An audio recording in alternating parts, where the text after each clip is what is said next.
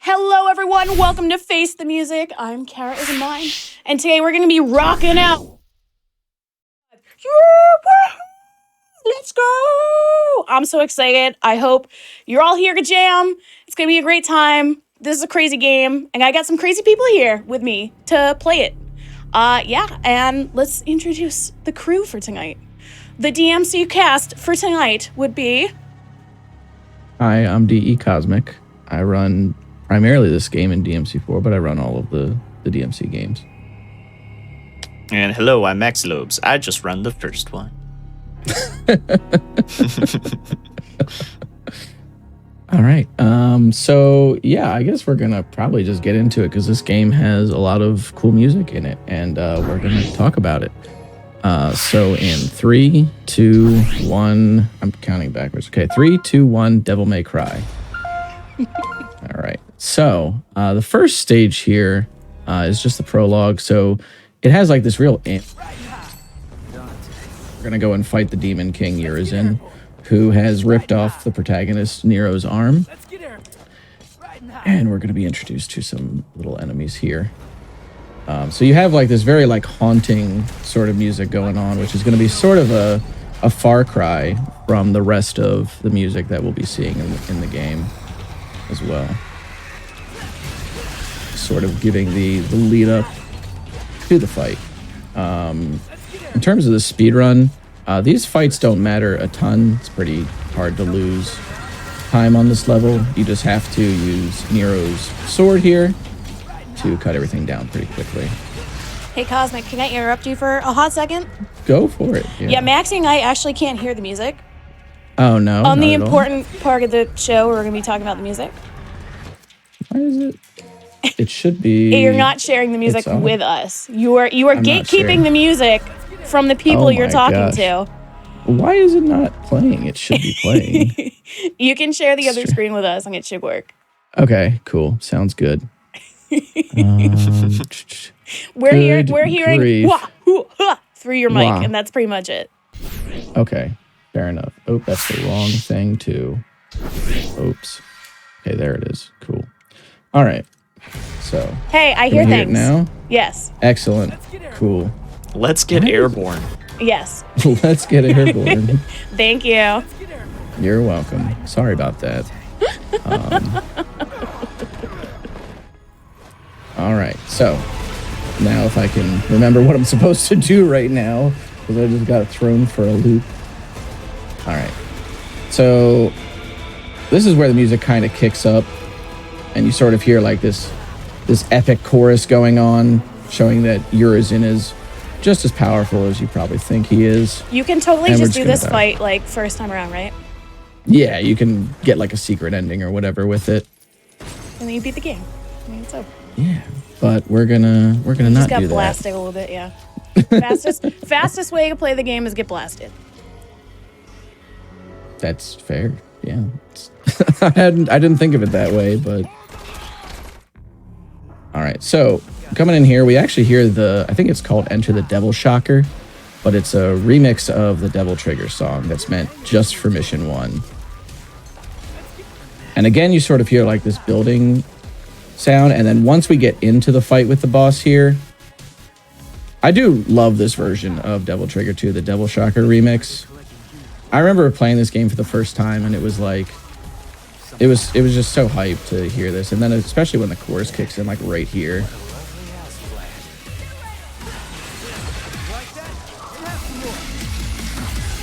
Yeah, the little chorus instrumental. So we're going to plant 3 bombs on this guy, and then he's down. And that's going to allow us to get no damage on this mission. We use these things called Devil Breakers, which are consumables, because Nero doesn't have... I used the wrong arm. Nero doesn't have a right arm anymore. It was ripped off by Urizen, like I said. So we're going to be getting these things called Devil Breakers that are consumables that you use for different moves throughout the course of the game. And the one for the first one that we get, Overture, is just going to be a bomb that you can plant on enemies. Okay, how much time are we spending in the shop, actually? I know she's giving you all the DLC stuff right now, but... Not okay, because not this... But we will... Not the mission select shop music, but the actual shop music is great. We will actually hear that a little later, now that Okay, I think about cool. it. We'll hear that during the first Dante mission. Yep. All right, so let's see here. I mean, I can go into the shop. I can call the van at some point. We can do that. Calling the van Just to, has, like, just some to of the, make sure, dude. yeah, it's got some of the best cutscenes. So this is the first time that we actually get to hear the Devil Trigger music, and you're going to actually hear that it is dynamic depending on how much style you're getting. And you do build style a decent amount in a lot of these fights. So, like, we're about to get S, and then it'll kick into the chorus here, I think. No, actually, the fight's going to end before. There it is. No! I'm so sorry. It's They gonna died be, too it's fast. gonna be, that's fine. This whole run is just gonna be a build up of when we can hear the full chorus. And then we'll all be excited when we get there. It's true. It's gonna happen like the last Nero mission. Yeah, at the very least, we're going to get it on the last one. Unfortunately, these guys are going to also go down pretty fast. There it is right there. Yeah, We I can let mean, this play a little bit. even when you just get to like B There we rank, go. it still sounds great. Yeah. Yeah, there we go. That's fine. I do like how it actually wraps up too when you actually end fights. It doesn't just like Yeah. cut out. How it wraps up depends on the style rank that you ended at too. It's so which is cool pretty because the whole this was the main reason I wanted to showcase. Well, not just because it has some banger tracks in it, but because the use of a dynamic battle system and how you can use music in it is like a new thing that needs to be implemented like all the time. Like we see little pieces of it like in, I would say, in like Doom, the 2 new Doom games, they use a dynamic system like in and out of combat as well.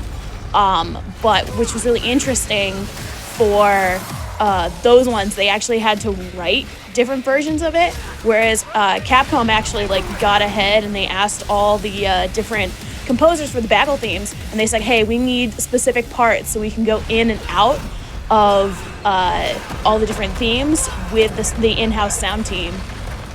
So that's like, so when we get to Subhuman, they ask their guitarist to do all these like crazy like wails and pitch bends and all this stuff so that they can throw them in and out, and that's how they get out. And it's still a consistent sound bank to get in and out of fights. And it's so cool that they had the wherewithal like beforehand to be like, okay, this is what we're gonna do, and it works so well.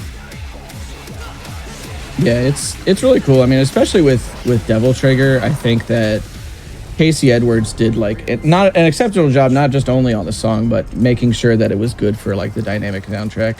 And it's funny that you bring up like Doom, since he's like the protege of McCoy. Yeah, like learning from that guy had to have given him such a jump start in terms of like making music for games. He's such a phenomenal composer.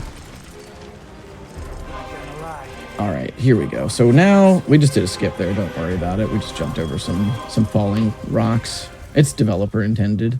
You run fast. And now we're gonna get into the Goliath fight, which has its own theme. It's a pretty nice intro to it. I love that this fight is their typical first boss fight for a DMC2, like a DMC game, period. Where it's just like, I'm the big mean monster, and that's like the theme of the first guy, like every time. It's just sass, sass, sass. Oh, I'm gonna kill you, sass, sass, sass. Okay, that's unfortunate. Let me see if I can actually get this. Yeah, he'll die in the church. All right, cool. So normally you would have to go outside of the church and fight Good him. job. GG. But yeah, we don't have to. Yeah, GG. We do not have to do that. We did get hit though, so we will have to change the orb route a little bit.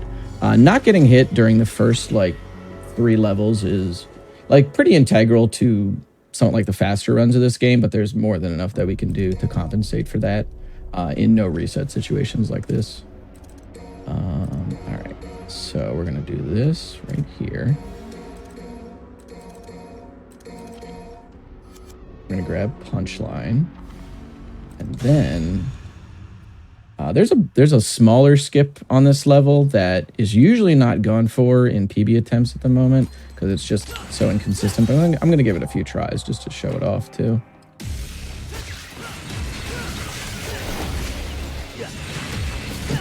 Come on. Thank you. All right. So we're into the 3rd level here, and like, yeah, it's the 4th level technically, I suppose. Intro doesn't count. I guess. It's a tutorial and a scripted fight. That's fair.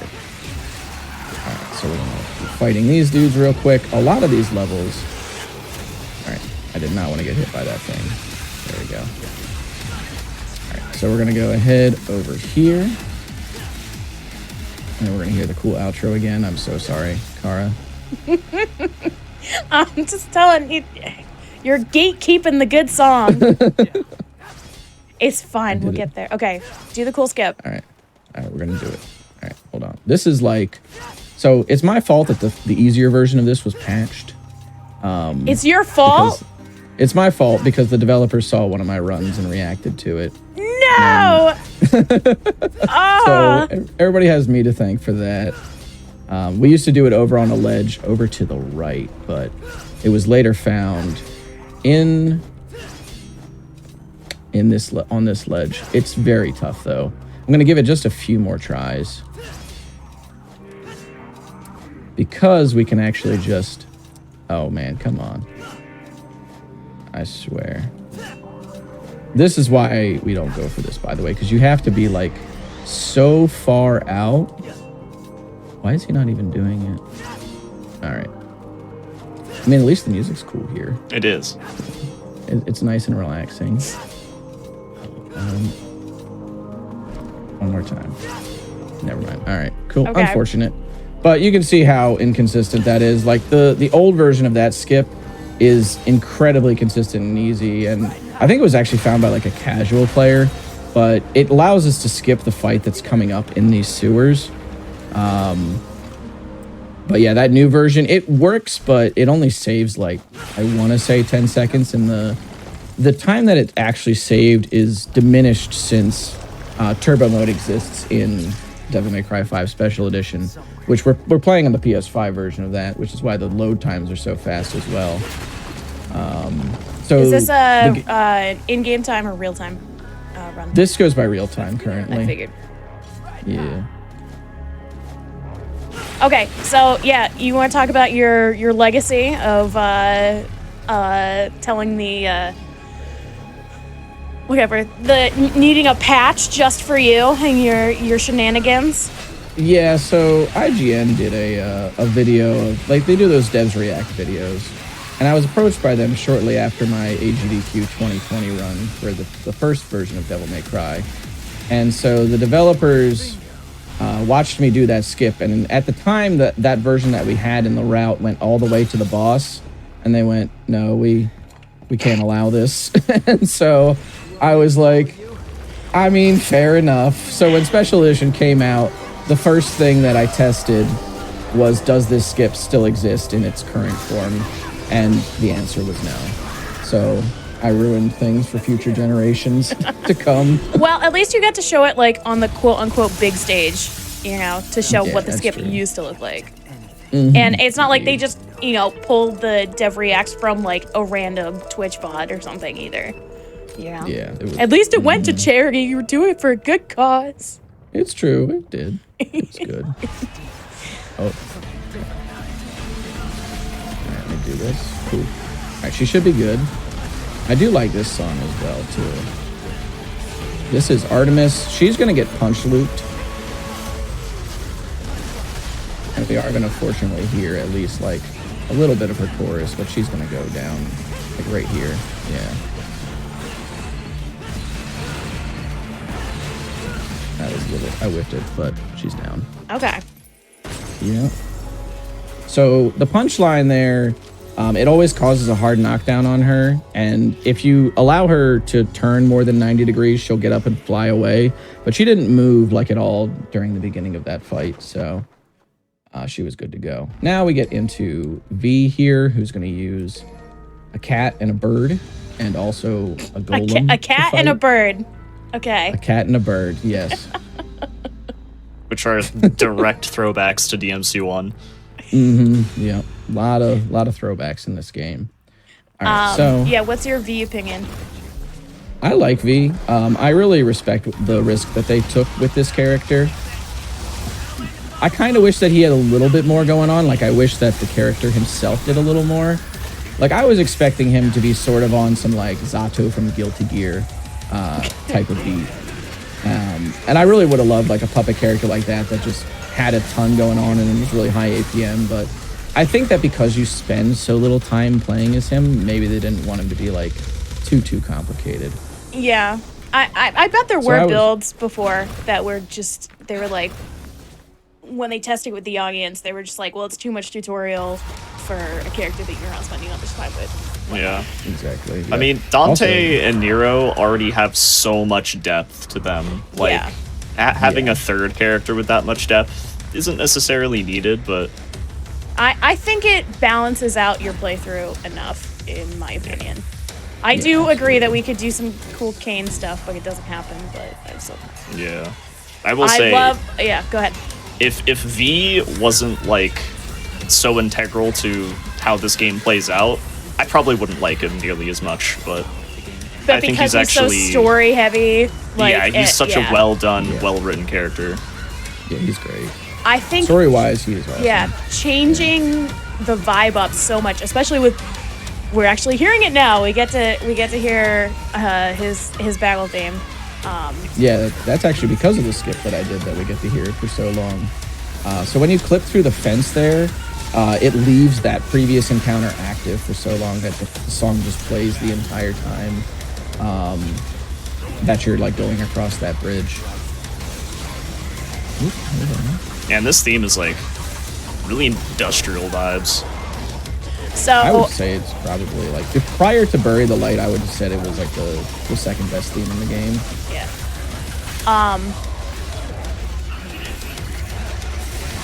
We're getting good. I don't want to necessarily talk over it. Yeah, it's good. Alright, now it's done. I think. Okay. Yeah, there it goes. Yeah, so never mind, it's still going. Hey. Okay.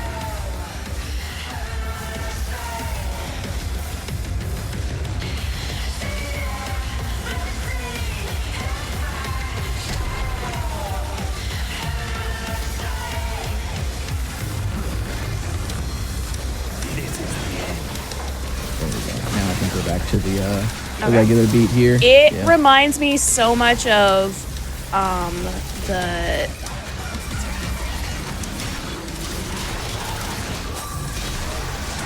from the Yeah. What's her last name? Something O. I'm trying to remember her name. Yeah. Anyway, so she for the David Fincher Girl with the Dragon Tattoo, they did a cover. A Zeppelin cover of Immigrant Song. Totally losing my mind right now at like everything I'm trying to talk about. So basically, the whole soundtrack's done by Trent Reznor, and he gets what's her name? Oh, something like that. And she does it, and it's mixed just like the vocals are mixed for this, and that's why like, it got me so in that vibe. When I first heard this, I was just like, okay, this is exactly what we're going for. It feels very 2011 David Fincher Girl with a Dragon Tattoo is what V feels like. And that's exactly what the song sounds like. It's Immigrant Song, thank you. I wanted to make sure, I'm not the biggest Zeppelin fan, so I want to make sure I didn't mess that one up. But there's Karen O, thank you. We got, thank you chat for all the information. I didn't write this one down in my notes. I appreciate you. But anyways, so go listen to that version of the song, and you listen to Crimson Cloud back to back, and the vocals are mixed pretty close to that, and I think it's really, really cool. Also, this theme right here, definitely some very dancey vibes for a worm boss. Yeah, it's more of a bop. Yeah, I was gonna say do the worm for the squishy worm boss. So the composer for Crimson Cloud is a guy named Jeff Rona. There's 8 composers that are credited for the whole soundtrack. So I had my work cut out for me, writing notes, which was great. So he's like a longtime composer in LA. He used to work for Hans Zimmer's company way back when, and he composed for a bunch of films and productions, but he did like the soundtrack for Far Cry 4 and like God of War 3 and stuff. So he found the vocalist somebody named Rachel Fanon, and I think they basically just hung out in like the LA scene together, and that's how like knew each other. And like that's because she's like a indie go-between artist who plays with like a bunch of different people like in the scene. And I think it's really cool that that's how they got a lot of the vocalists, was just like each composer pulled somebody that they found, like not necessarily somebody that was well known. And I think that was great because it showcases that off so much. Like especially when we get to Bury the Light. Because Casey Edwards found Victor, the vocalist, off of YouTube covers. So keep making YouTube covers, guys, because you never know when it's gonna happen. Hey, you went out of bounds. Yeah, we're gonna use this cat, and we're gonna jump in front of his head that turns into a spike. Now the game, when I taunt like this, wants to put me on the spike, but okay. All right, Glenn. But if I'm in the middle of an air taunt, it will push me along the spike till I am out of bounds. All right, there we go. And we're gonna actually skip to the end of the level here so we can get to the boss music quicker. All right, here we go. So we're gonna go head down here. Oh, okay. We didn't get the full skip here, but we're gonna get a mini skip for this fight. Those enemies are gonna fall to the death plane. Okay. So we're gonna have to do a little bit of it. Normally you would like jump outside of the trigger for this fight and then just not have to do it at all. But sometimes you will get this version of it. And we're just gonna use this barrel here to blow up these guys. And then we're gonna use this right here. And we'll come in kind of at an A rank as well because of that barrel fill there. And then we'll get more Crimson Cloud chorus. Right there. Yep. And I'll let it play out. Yeah. The song works so well with all of the sound effects, with it being dynamic. It just cutting back and forth. It is like, I feel like the 3 main boss themes, Subhuman less so, we can talk about that when we get there, are just like such a good example of what composition for video games should be now, especially like an action type game like this, and like how you can incorporate it. So I have a question. Does the dynamic music help you at all when you're speedrunning? Like, do you know just to not look at your rank and you're like, oh, I know where I am? Or... Yeah, usually I'll look out for like, for like certain audio cues as to when, because I'll be like, okay, if I'm at this audio cue by this point in the fight, then I'm probably ahead, or if I haven't reached it yet, then I'm probably behind, so I need to find a way to make up time. It helps you with your blower management. Yeah, pretty much. Yep.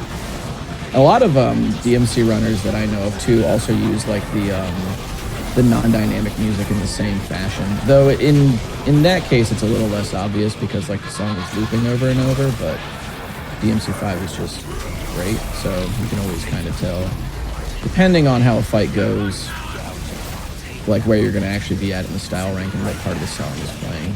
And I really appreciate that fact about it too, that there's just more cues for me to follow. So like fights like this, like the Garyon fight, like you notice that this one's going on a while. And it's like if I hear too much of the song, then I know that I'm probably behind. Okay. Yeah. Also, he skips part of that voice line. He's supposed to say, but of wisdom no clock can measure, die. But then since we're on turbo mode, he says no clock can die. Yeah, of course. He wants to save the frames too. Sometimes you just gotta, annotate your poetry. I've never noticed that. Yeah, so, okay, I guess since we're talking about turbo mode and since you've been running the game since it came out, I'm assuming, what's been, like, for this category in particular, what's been some of the biggest improvements in the category, in the route? So for a while, the V-skips were not known, the ones where we go out of bounds. So a lot of those fights were pretty complicated in terms of like making sure that the pets were like in the proper places for certain setups. But now like we just skip like 3 levels with him, so we just kind of go to the boss fights. I'd say probably that was the biggest improvement because there was a lot of RNG on some of those fights. Okay, he's not going to skip the walk cycle. Interesting. That's fine, I suppose. And I would also say that probably like at the very beginning of this game being run, we all thought that like we needed so much to complete the game fast. So there's been like a lot of trimming of the orb route as the game's gone on. And as a result, it's gotten much more consistent to run, and like you haven't had to worry about certain things being needed for different skips and all that, just because we've learned through getting better at the game and just kind of exploring the utility and damage output of certain skills. And like in Nero's case, the Devil Breakers, like this Gilgamesh fight used to look so different until we actually just figured out, oh yeah, all we need for this fight is just 4 overtures. Yeah, and I kind of feel like the general idea that you would need a lot of utility to beat a Devil May Cry game probably stems from like the other Devil May Cry speedruns. Definitely, yeah. So the fact that you can kind of like blast through the game with like Dante's, the thing is like a lot of stuff used to be like lumped onto Nero in early game, and now we know that Dante is really the one that has to do the big shot by, like in the mid game. So it went from like buffing Nero for the really big early game time saves, like through movement and all that, and then we were like, okay, what if we just saved a bunch of orbs for Dante in the late game, and then Dante's sections just really sped up. Also, we get to throw things. We get to throw meteors at stuff with a hat now. and at the beginning of the category being run, that was not in the run, and then everybody was like, oh, we're going to run new games so we don't have to use the hat all the time. And then I routed in the hat, and everybody was like, what are you doing? Do you feel like because it's not as tight now, it's a lot more fun to run? Yeah, I definitely think so. And you get like more full runs out of it instead of like hard resetting all the time? Yeah, it's very rare that you'll actually reset to like a like not having your orbs now, and mostly what you will reset to is like these skips going awry. Yeah, what you're seeing right now. Yeah. On my splits, on my split names for this, I actually have this level named as Doom Eternal, because somebody came into the run at this point and they were like, this just reminds me of a Doom run, because you're just going out of bounds the whole time. And I was like, oh, okay. Also, there's a park bench here, by the way. Check out the park bench. What? It's so big, dude. Alright, so now I feel like that's like what the devs didn't want us to know, that they just like pulled a random JPEG off the internet as the background. Yeah, absolutely. Or somebody used it for something else, like as like key art for something, and then they're just like, well, no one will see the park bench. Yeah, there's a lot of those in this game, actually. Yeah, we used to call that skip back on Mission 3 University Skip, because we thought that the image that they were using for the skybox that's in the background there was just like a random picture of a university. I think it's actually just like a random place in London. I don't remember exactly what it is, but it was University Skip. It really makes you wonder about like what legally is a company, like a AAA company, allowed to use as their skybox. You would think it would be like all in-house, like they could pay their people, like, okay, we own this. It came from a different game, but who cares, you know? But yeah, okay, random internet picture from London. Okay. Surprised me I don't see the watermark in there. That would have been great. It's Should just put a like bounty out to find the watermark in the background. copyright 2018, like John Smith photography, right there. All right, now that we're out of there, and we also got the no damage bonus there. I don't need to go into this menu, but this is actually the level where I will call the van, and because we'll do it right before the boss anyway. This point in the game, we're going to get the run back, the round 2 on Urizen. We've got a lot more of our Devil Breakers unlocked, but we're still only going to use a few of them. In this fight coming up, we're just going to use Overture to plant another bomb and kick a dude into a dude, and then blow up the dude with another dude. Technical terms. So like, there's the dude, and then there's the other dude, and then that dude gets blown up with the dude. I know what you're talking about, of course.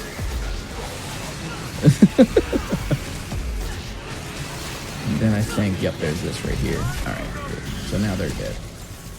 Never stood a chance. Goodbye, dude pile. Nero's so sick, dude. He is really sick. Okay, like he is. He has I always tell people that the reason that you need to play Devil May Cry 5 is there's one dude that has a motorcycle engine in his sword, and then the other dude that you play as wields a motorcycle like a sword. And like, if that can't sell you on If the you're game, into I don't know motorcycles what will. and or swords, Yeah. Maybe both at the same time. Exactly. Swords on motorcycles. speaking of like revving up and how much you're using that in the combat, like, are you always just continuously like charging, or is it like very specific? It's about I think like a 7 or 8 frame window every time you do a strike. So you pretty much always have to use the instant revs on the Red Queen, which is Nero's sword for those not aware. Because it not only grants you more attack power, but it grants you more attack speed. So there are certain cycles for bosses that are all built around just getting that pretty much every time. It is like, I mean, to tie it around to music, I mostly just think of it like a rhythm game. So like, people always ask me like, how do I practice this? And I'll say, well, you kind of just have to find the rhythm for certain combos, like for the 1, 2, 3 combos that you have, or like the roulette spin there. It's always a certain rhythm with which I'm tapping the exceed button. Do you have any background with fighting games, or have you been like just character action? I actually started, I started competing in fighting games in like 2010 with Tekken 6. So it's easier for you to like lab for the character action games because it's essentially like playing a fighting game with your combos and stuff too. Mm-hmm. Yeah, I mean, I play like Dante, Virgil, and Marble 3. Shocking, I know. You guys stay on brand. Yeah, absolutely. It's like I'm kind of going off brand by not playing Trish, but like Strider's really cool, so I have to play Strider. If Nero was in the game, though, I would play him, like 100%. Do you use any custom controls for the game, or do you use the basic layout that they give you? So for Nero, actually, I change around a few things. I used to have a custom layout for V, but I just use default for him and Dante anymore. For Nero, I actually swap around where the gun is. It's now on, by default, for those unaware, it's on square, but I actually have it as L1. So it's on a shoulder button instead. And then for the breakaway, which I'll do here in a second, that's actually on the D-pad. And then when you get the devil trigger, it's usually on, I think, I want to say it's on like R2, or I don't know, it's on D-pad, right?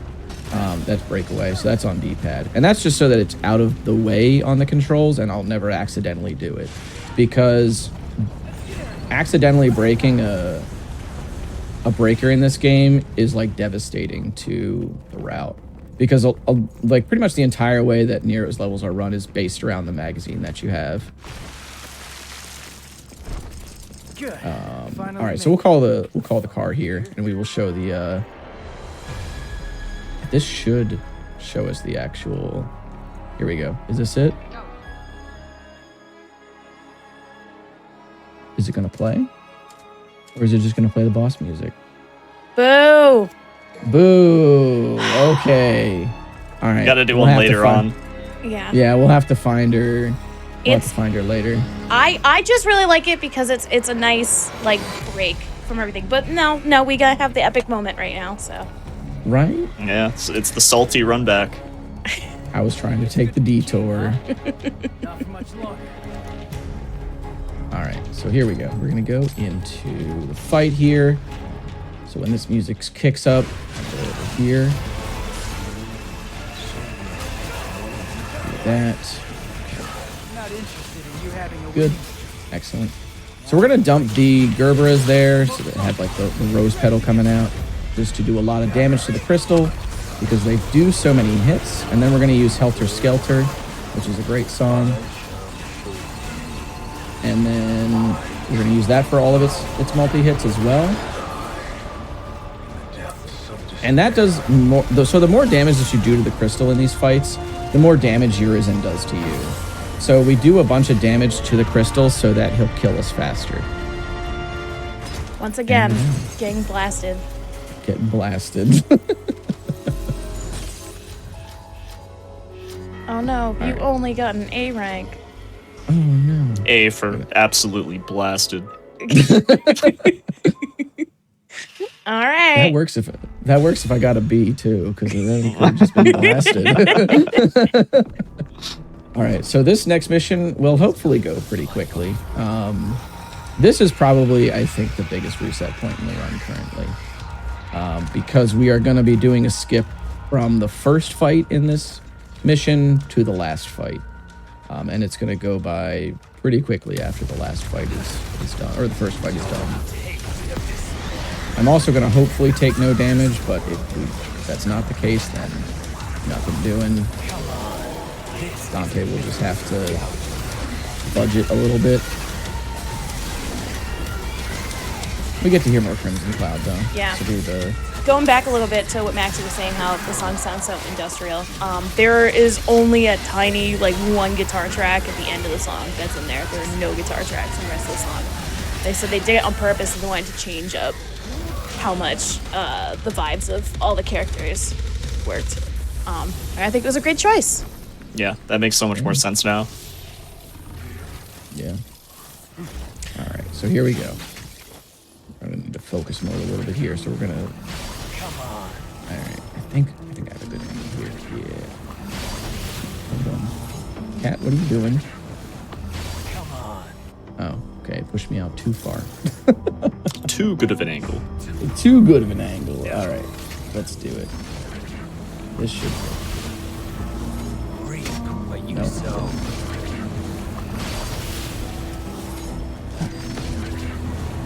Come on.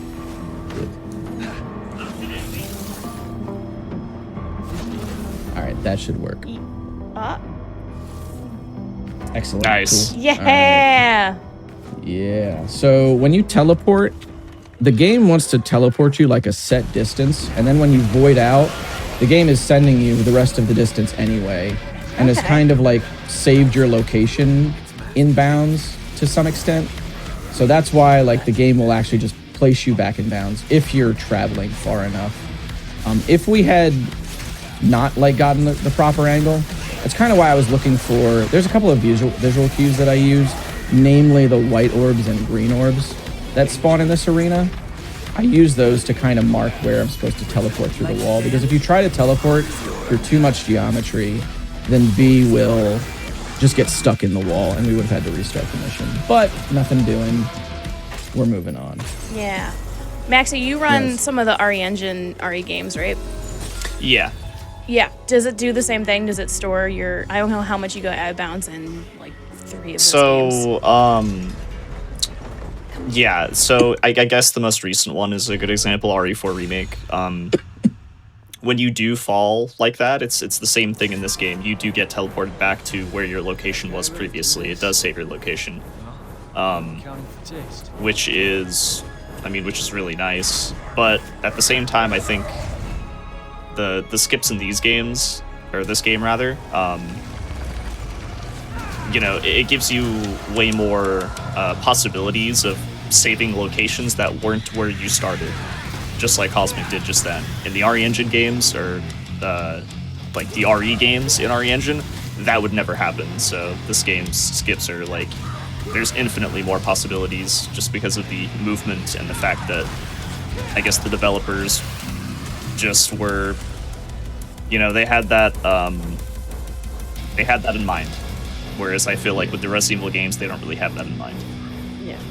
Yeah, this game handles being sequence broken like exceptionally well. Yeah. In addition to that, like not only will it, when you void out, will it like bring you back to a certain saved location, you can actually save your location out of bounds.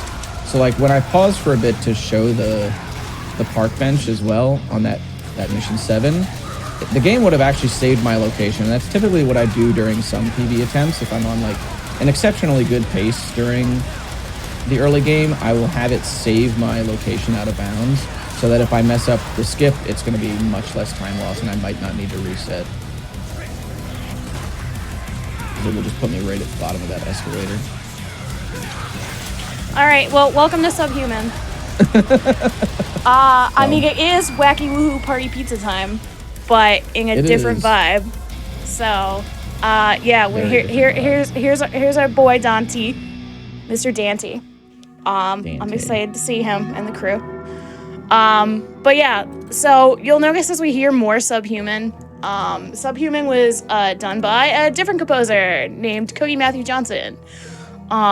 He is a multi-instrumentalist. He grew up playing classical jazz and theatrical music as a brass musician, but then he had a near-fatal accident as a teenager, and his injuries damaged many of his musical faculties. So then he started changing up his musical palette, and then he started doing electronic music production and sound design. So good for him. That's dope. Yeah. So for the song, all the musicians, well, most of the musicians are from a band called Suicide Silence. And as most people know about, if you know some stuff or you were following the game before it came out, the original vocalist for Suicide Silence that was featured on this song was accused of sexual harassment, and Capcom pulled him off of it immediately, which is interesting because now there's 2 versions of the song.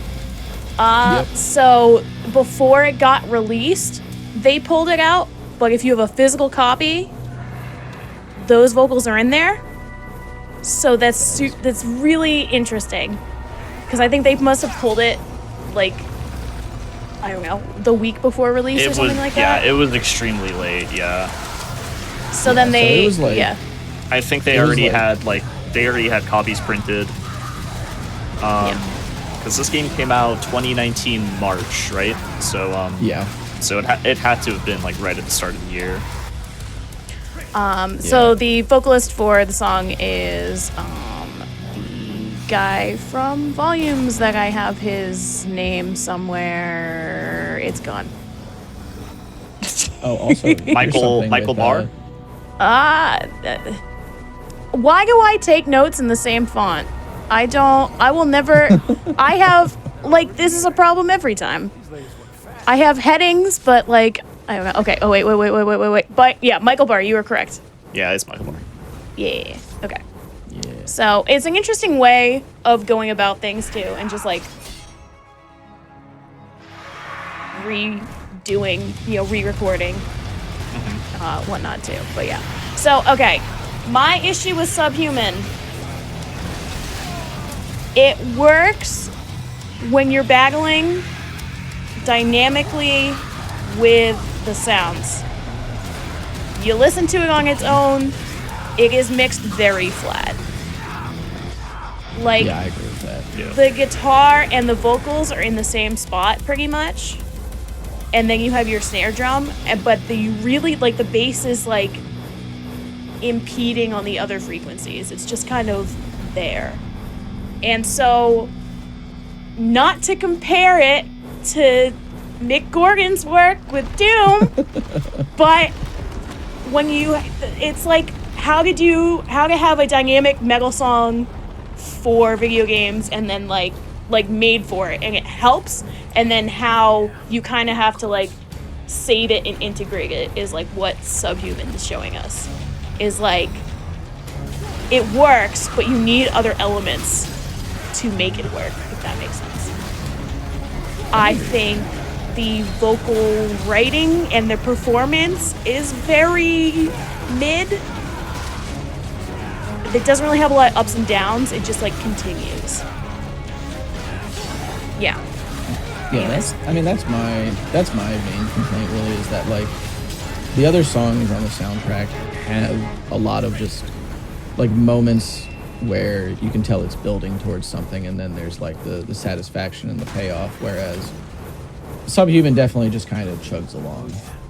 I also, like, I don't mind Subhuman too much, but I do feel like it doesn't fit Dante as well as it could. That is, yeah, the other thing too. Because when I think of Dante, I think of DMC3. And like, immediately, like, with his rebrand and just like that almost crunchy kind of rocky electronic soundtrack that's got going for it, like, that's the whole vibe. It's not just like, so it's different because I feel like that game was like his vibe and his song, and for this you have to split it up between all your different characters, so it's hard to try and encapsulate. But Capcom also gave him the direction saying, we want this to be a new chapter for Dante. So that, yeah. That is true. Yeah, that is very true. I will say that the lyrics have, like, I think that they fit a little more than I initially thought, but I don't know,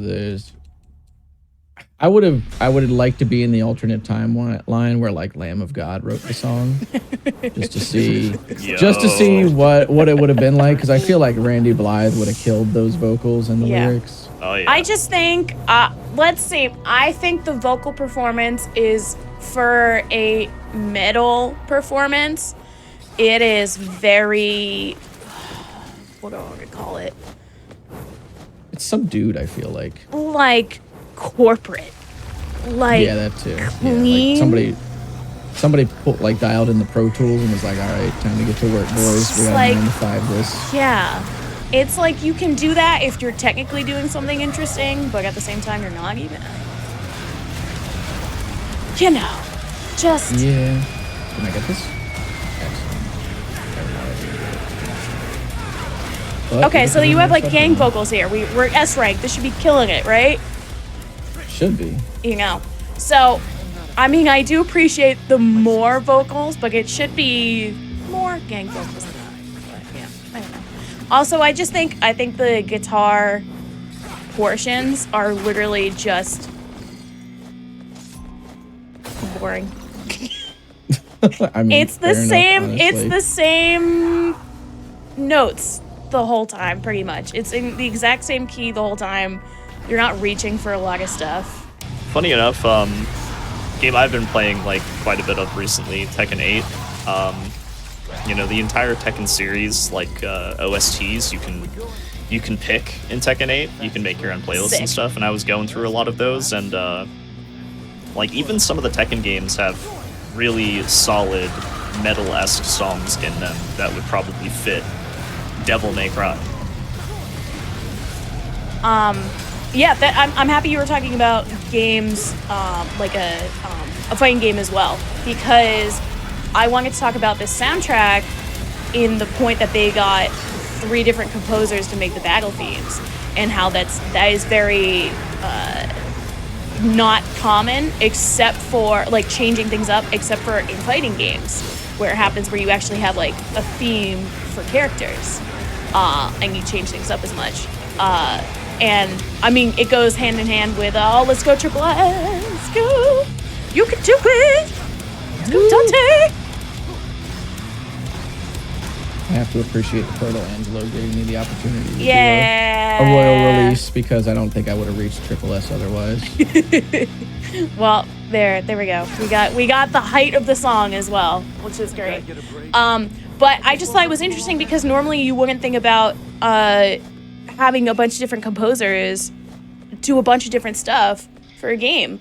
But because, you know, Capcom has their history with fighting games as well, and their team has a history of like working with a bunch of different composers, it really works well. And then also having, you know, the Devil May Cry series be that interesting genre of you play it like a fighting game as well.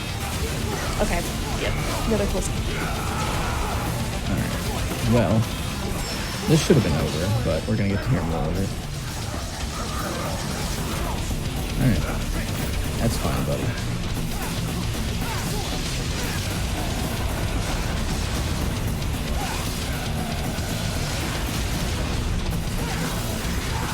Oh, there we go.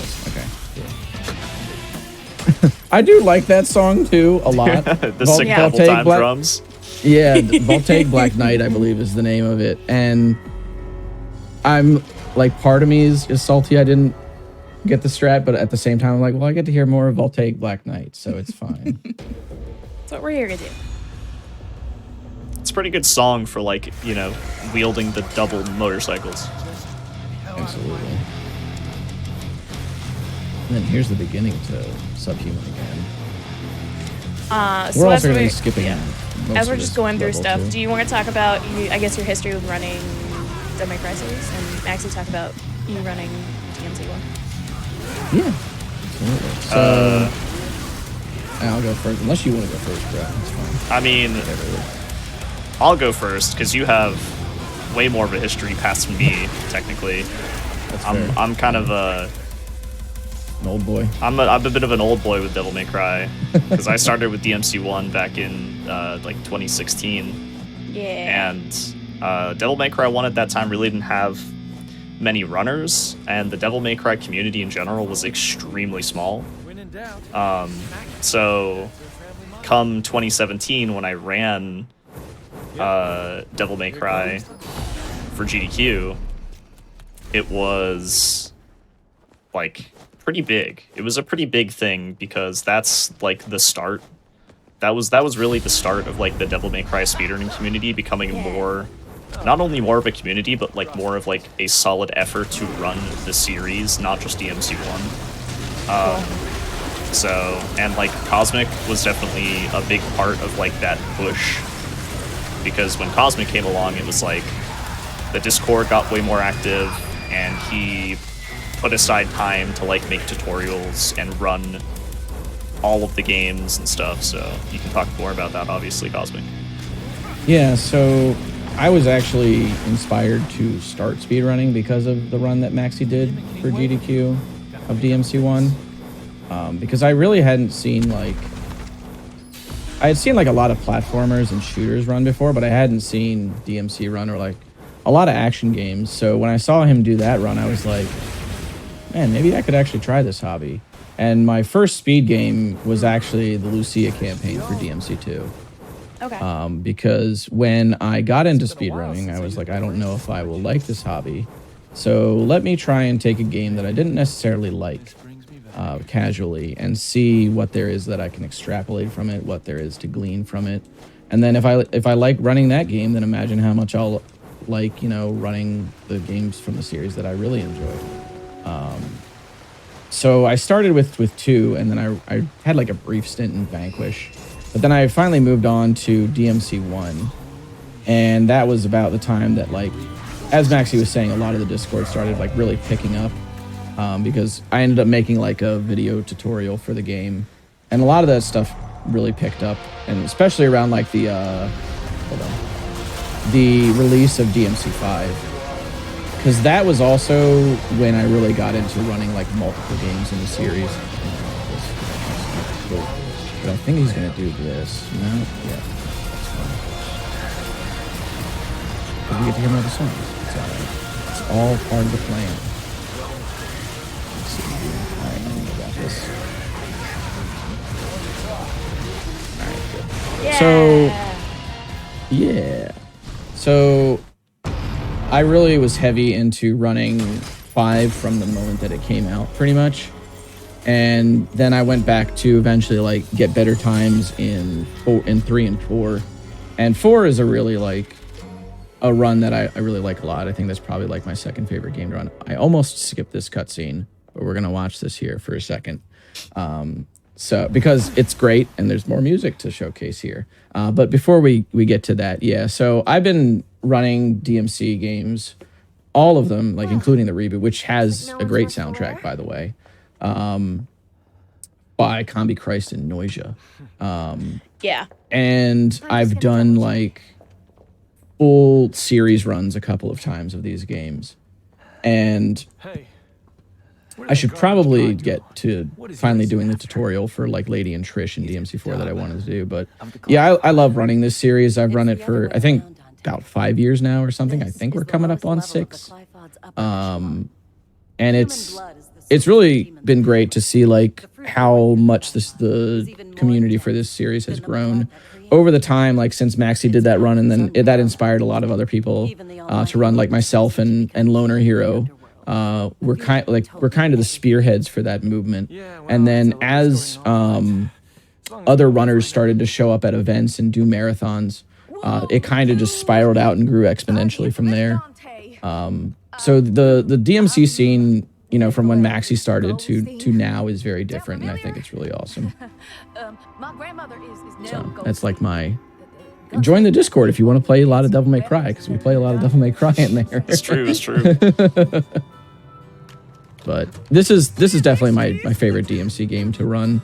That and 4, there's just so much going on in this game in terms of the route. There's 3 characters that are all unique in the way that they're used in the route. There's a ton of interesting boss strats. There's even cool out of bounds that you can do. Also, we're about to get into the music here, so I will probably just shut up now for a little bit.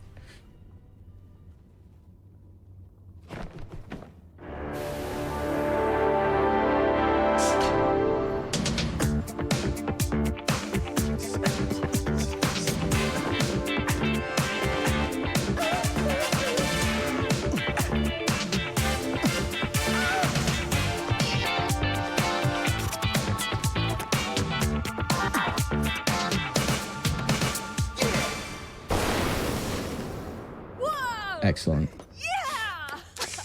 Why they thought he needed to do a Michael Jackson dance specifically? Anyways. I mean, why not? Why not? Yeah, I guess so. Why not? What's also great is if you put the song like Boys to Men over that, it fits pretty much perfectly. Okay. Just random trivia for the day. Don't worry about it. But yeah, Maxi, good job for kickstarting the community. Great job. You could totally like retire, and you did your job. I pretty much have one at this point. Well, I haven't ran Devil May Cry in forever, so. I think it was about the like 4th time that you contemplated coming back for record that you were like, yeah, maybe I need to retire because this game is like so competitive and reset heavy that I have other stuff that I want to do. I can't just grind for record in DMC1 for the rest of my life. Yeah, no, for real. Because that's basically what I did every single time I lost record. I was like, all right, back to the grind. Back to the grind. It's one thing that I hear all the time doing my show, watching other Hotfix shows, that people are like, oh yeah, I got really into running this game because I saw somebody run it on GDQ, or I saw somebody's run. And it's so cool that, like, I mean, it happens like literally every single show, like, oh yeah, I saw somebody's run and I wanted to do it off of that. And it's so cool because, like, it shows that it is something that it's collaborative in how you come up with the runs, and it keeps like the love for the game going because it's not one person shouldering it like all the time too. Yeah, absolutely. I mean, for a while it felt like I was shouldering a lot of 5 by myself, and like for a while, like when the DMC2 run was kind of getting optimized, it felt like Loner Hero and I were the only ones really doing anything. And like when I came on the scene for DMC1, I felt like not a lot of people were really running it, like Maxie said. So like to give it a comparison, I think when I joined the Discord, Maxie, the DMC1 board had like, what, 20 people on it or something? Yeah, it was maybe not even. And now that leaderboard is creeping up on like 80. Yeah. 80 runs on it. So yeah, it's like, it definitely felt like people were shouldering like certain games. That's a great word. I'm going to use that for like the rest of the week. Take it. That. Yeah.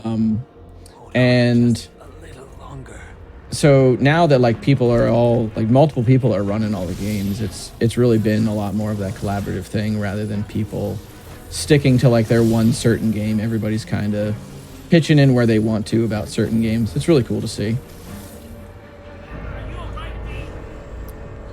Maxie, you just have to make a history of the DMC community.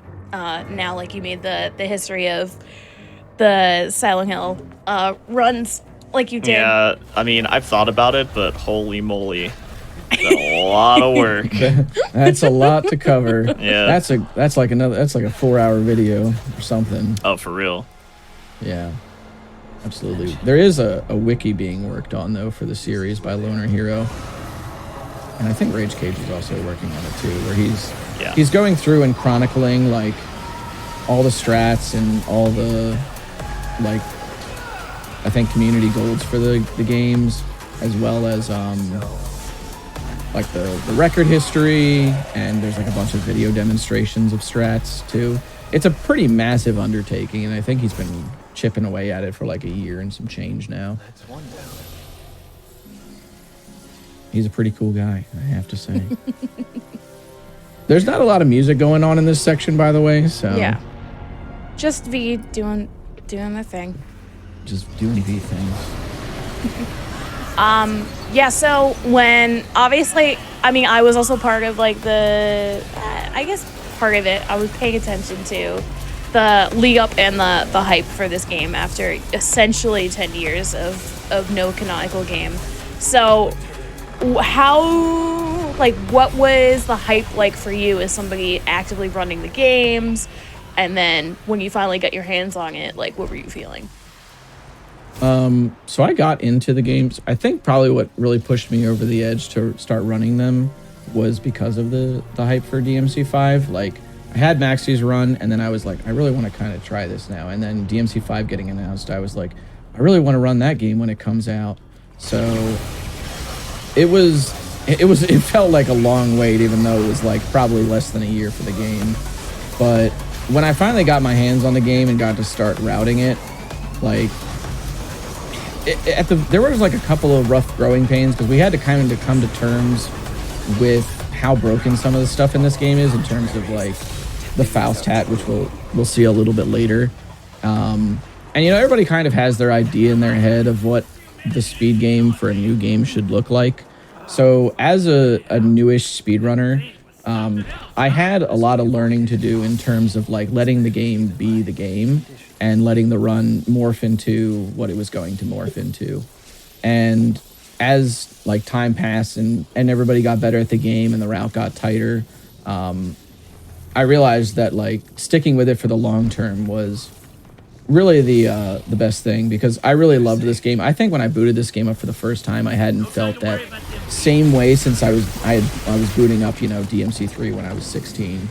You know, getting to finally see that Devil May Cry back on the main menu.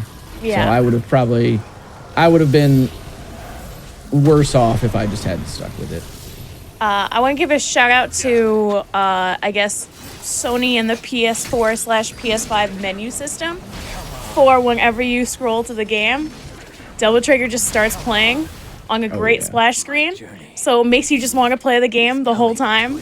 And if you preload the game as well, it was just playing as it was playing. I don't know how it worked on Xbox or whatnot, but it definitely adds a level of hype to the point where I was scrolling through games before I asked you both to be on the show, and I was going through like my library, and it comes to DMC5, and I was just like, it just immediately starts playing. I was joking with my brother. I was like, yeah, I feel nothing when Devil Trigger plays. It's just immediately bopping in my room. Like, How can you not? So I appreciate that. One of the drawbacks, but also pros to this game, is that whenever you reset a run, you have to delete your save file on PS5. Okay. So when I go to I have to go, obviously back out to the home screen. So sometimes, like if I have to go to the bathroom or something, like before a reset, I'll just leave it on there, and then like chat will just have a bunch of cat jams going by the time that I come back.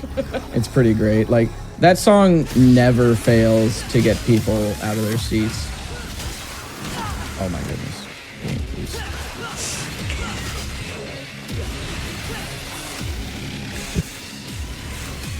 I think kind of coming up on the end game here for the main game. I don't think we've heard the chorus yet. I'm just letting you know. Well, we heard and the lyrics just drop out. Okay. That was the pre-chorus. All right, I think we might hear it though in the next fight. I do apologize. They go talking about fast. this whole time. Yeah. If you don't hit it, we're just gonna have to show the cutscene. Menu. The cutscene. The opening cutscene. True. I'm down with that. I'm always okay with that. So no pressure. If you don't hit it, we have to play that. So let's see if I can build enough style here to get it.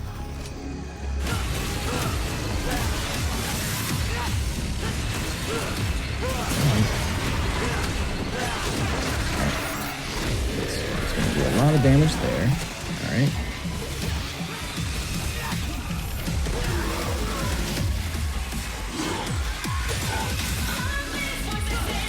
There we go.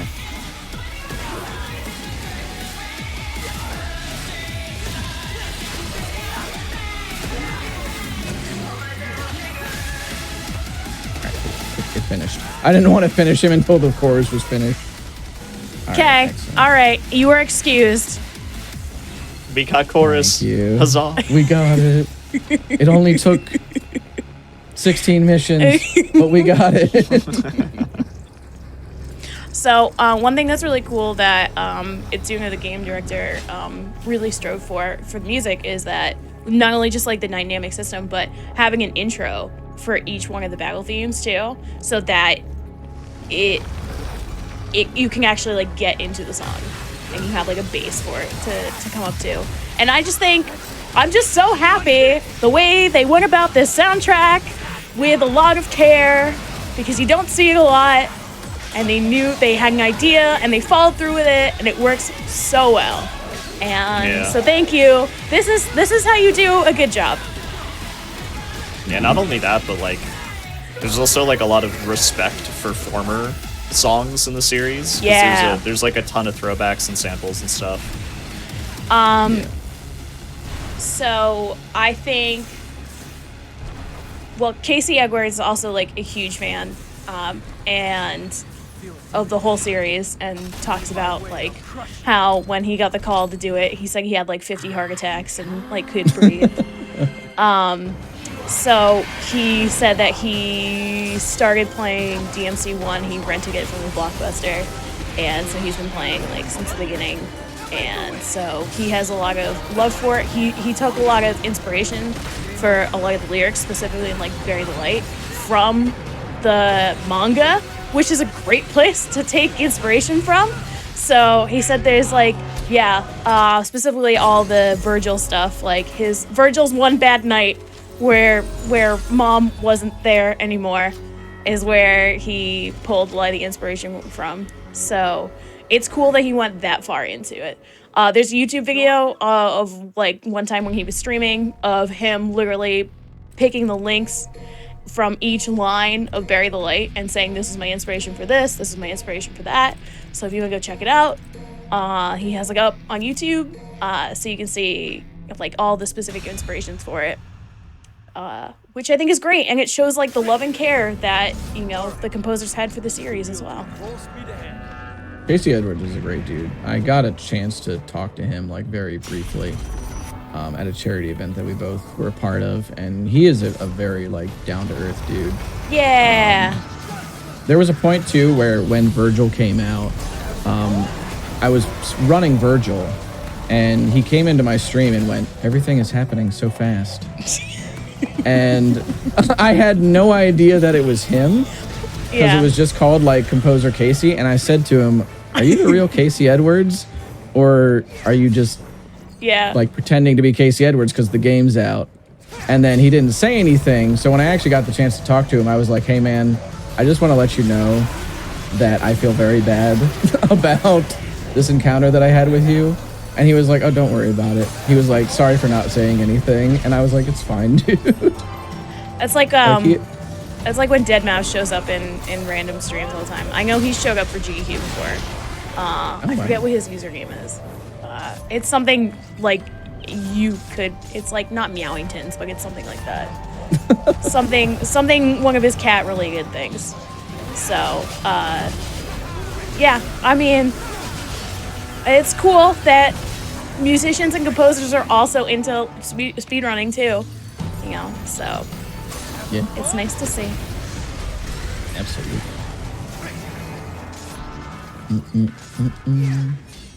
All right, so you're not going fast enough. I'm sorry. I can totally parse what's happening. Yeah, you can just see how like strong the Faust is. He's just styling.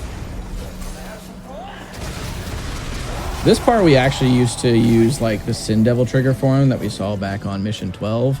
But this was another one of those levels where I was like, "Hey guys, why don't we just kill everything with a hat?" Yeah, like you have plenty of orbs for it, so. Yeah, absolutely. I think this guy's going to die, so. Oh, I just timed it. That's fine. And there he is. Thank you, God. Excellent. So what's your favorite part about running this specific category? I think it's probably just the way that all of the characters play into the route, and like they all kind of have different jobs in terms of the orb economy. I really like how tight some of the boss strats are. This one's a little finicky, but like the Cavalier strat for Mission 11 is really cool, as well as the Urizen strat for Mission 12. There's a lot of like different, there's a lot of execution that's involved in running this game, and I think it's really dope. I tend to like tell people that like this run is like if you were playing a Marvel vs. Capcom team, like the 3v3 as a speed run, because Dante is like the anchor and the meter user, and V and Nero's job is to like gather orbs for him. Like Nero does a little bit of meter usage, but let me see if this will work.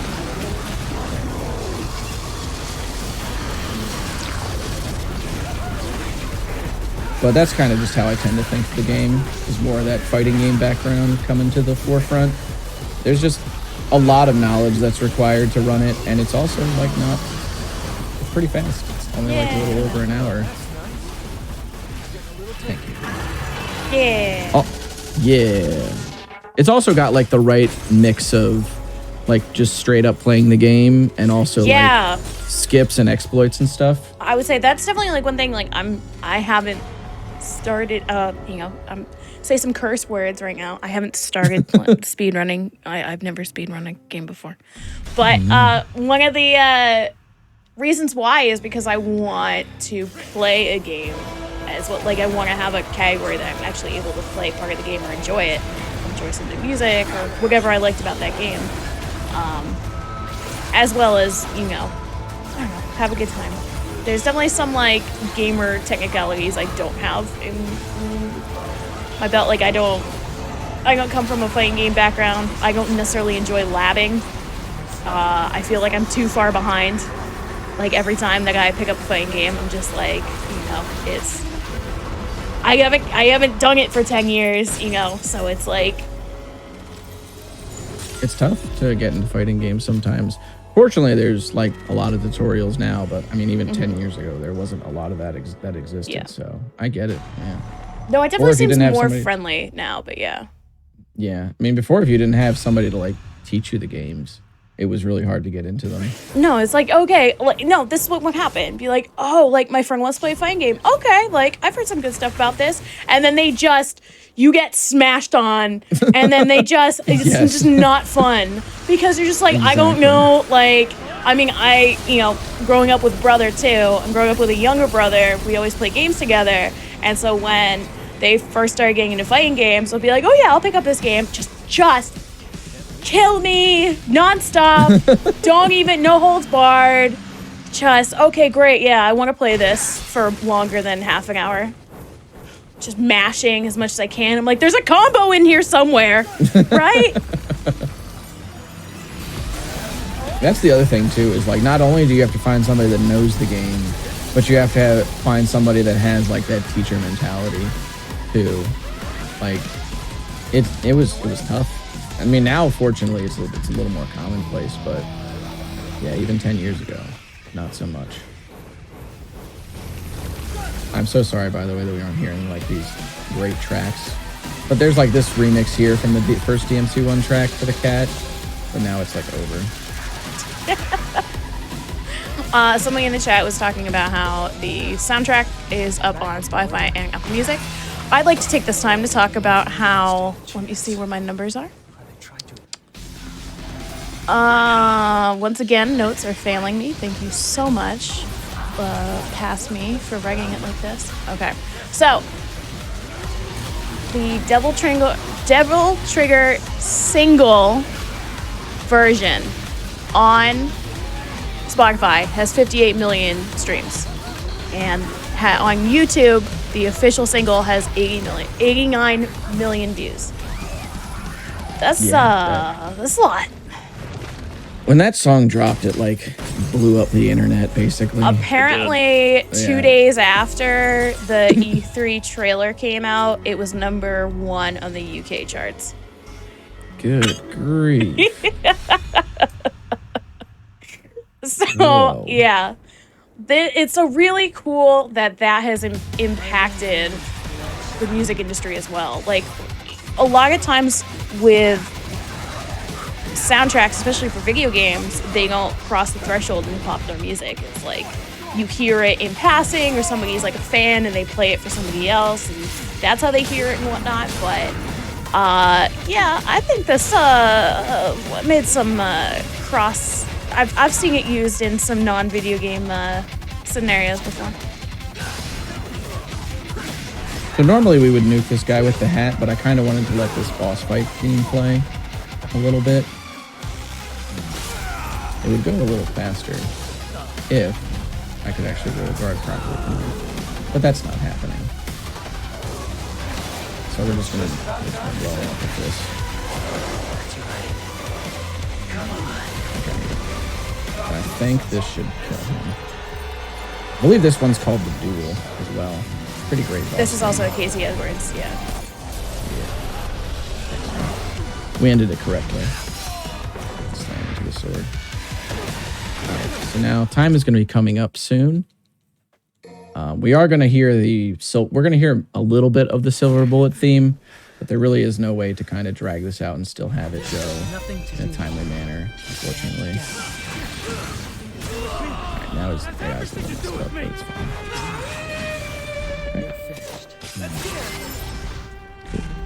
Alright, here we go.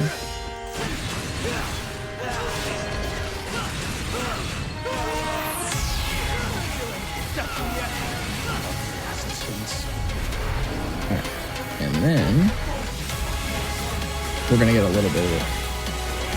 Alright, I can do this though. There we go. And time. So that was the main campaign. Unfortunately, again, we don't get to hear much of that final boss theme, even though I really like Silver Bullet, which is another remix of Devil Trigger, but that's just kind of how the fight goes. So yeah, that's Nero Dante V, New Game Human. Yeah. The underworld is taking over. Yeah. Okay. Yeah. So, yeah. Why don't we take a little bit of a break? Everybody get up and stretch, and we'll be back for some Virgil time. You know, the other cool guy. There's a lot of cool guys in this series, but there's another cool guy we gotta get to. So yeah. Cool guy. Yeah, it is that cool guy. All right, yeah. So, see you in a little bit.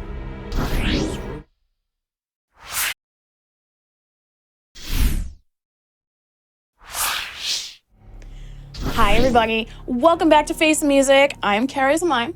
And before we get back into talking about some cool dudes playing some cool games, I have a couple announcements from some other cool people to talk about.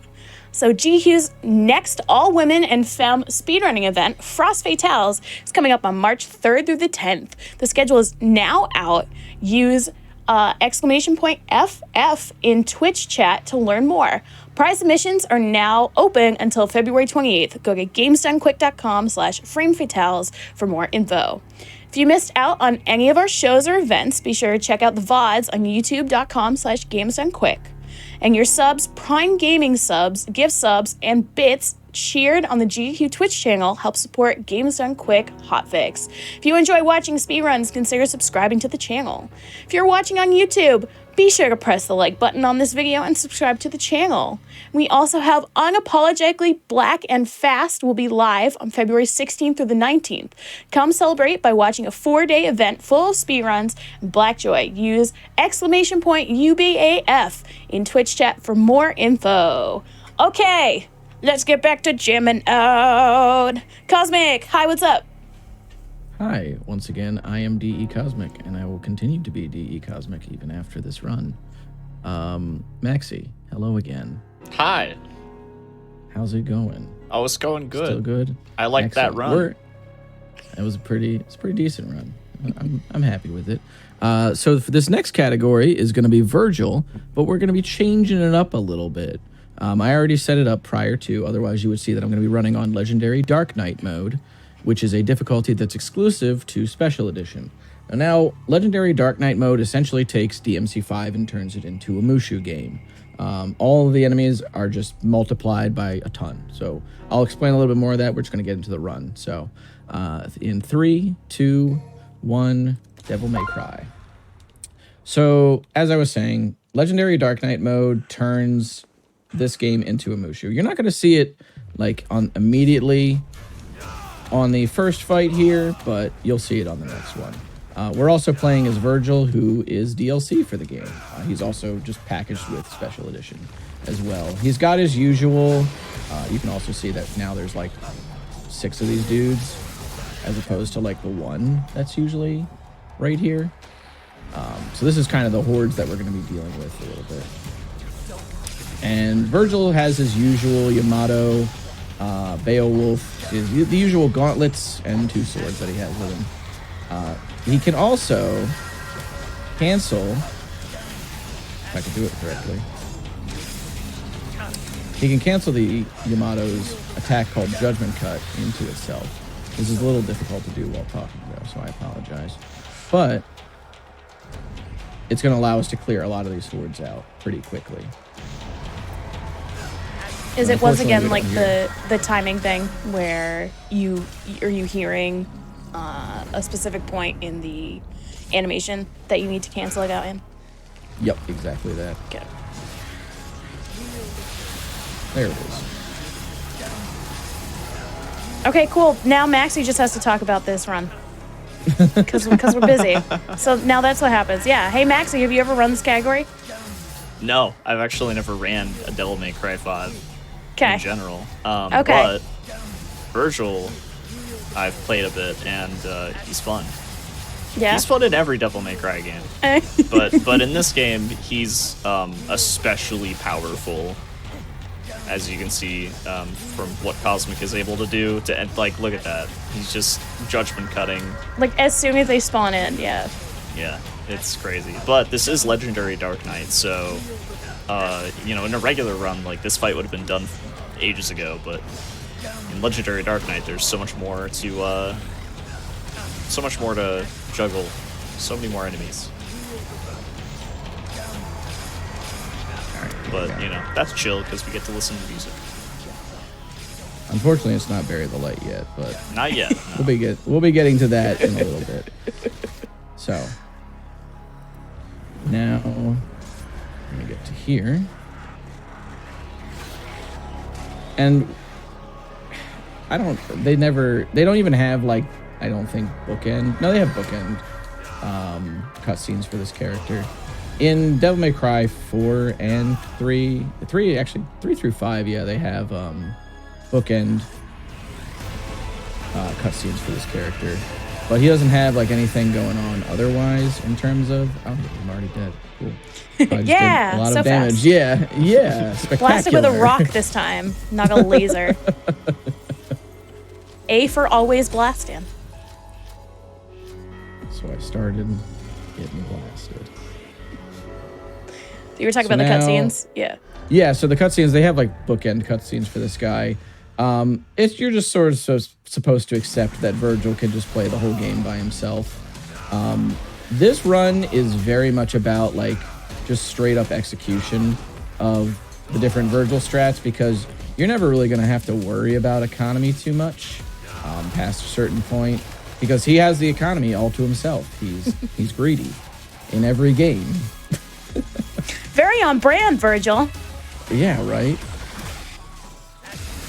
All right, let's see if I can get this stuff.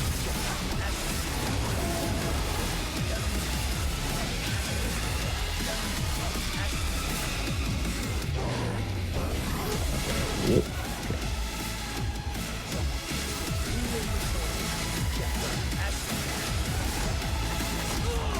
Oh, of course. All right. Well, I would have liked to get no damage there, but it's really no. No, you issue. ended up directly when the section of the song ended, so you did that correctly. Perfect timing. Yes. Excellent. All right.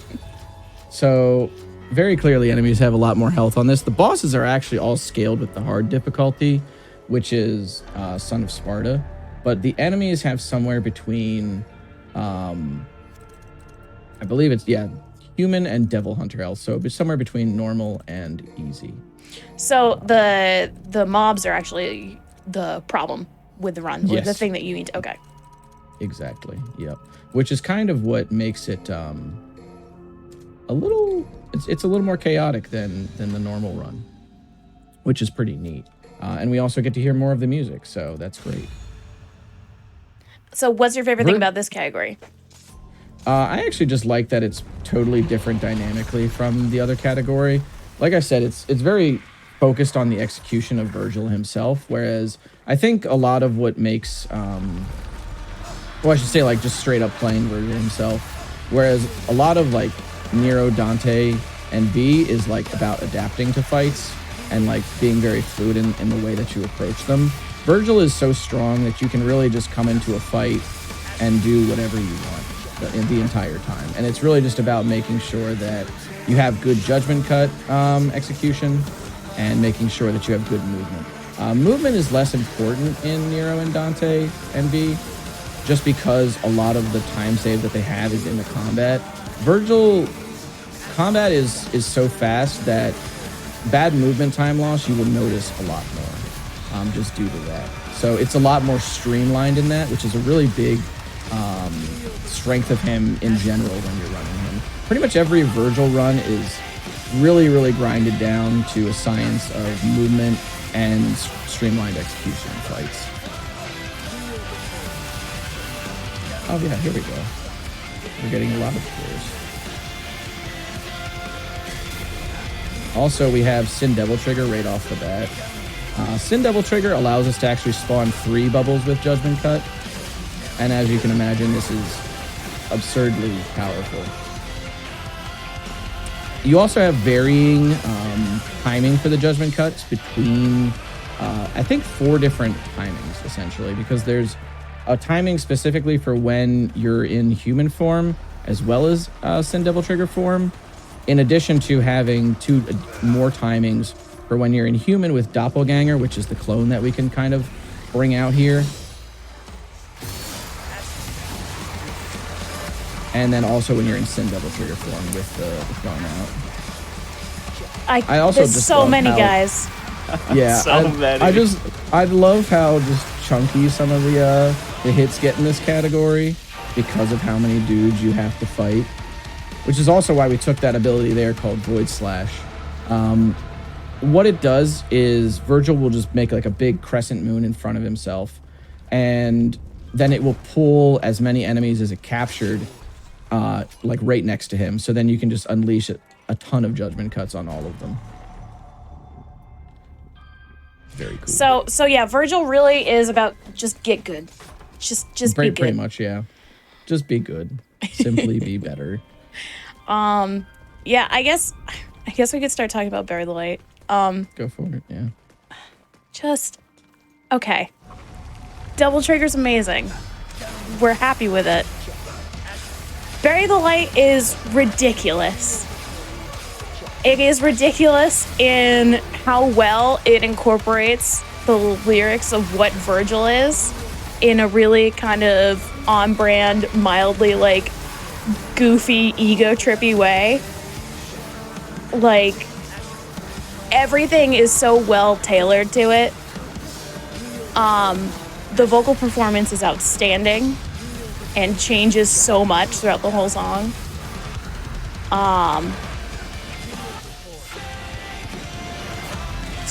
It's just really good. He's so good.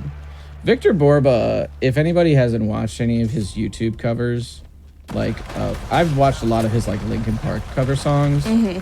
He is such an exceptionally talented vocalist. Talk about something else with range too, like, you know, trying to cover like Chester Bennington. Like, Yeah, that's right. like huge range too. And he and Casey actually did another song together after Bury the Light. Not only just for like so they have one that came out for the DMC Peak of Combat game, but they also had like an original song that Casey made called They Can Surrender that they did together, which was also pretty good.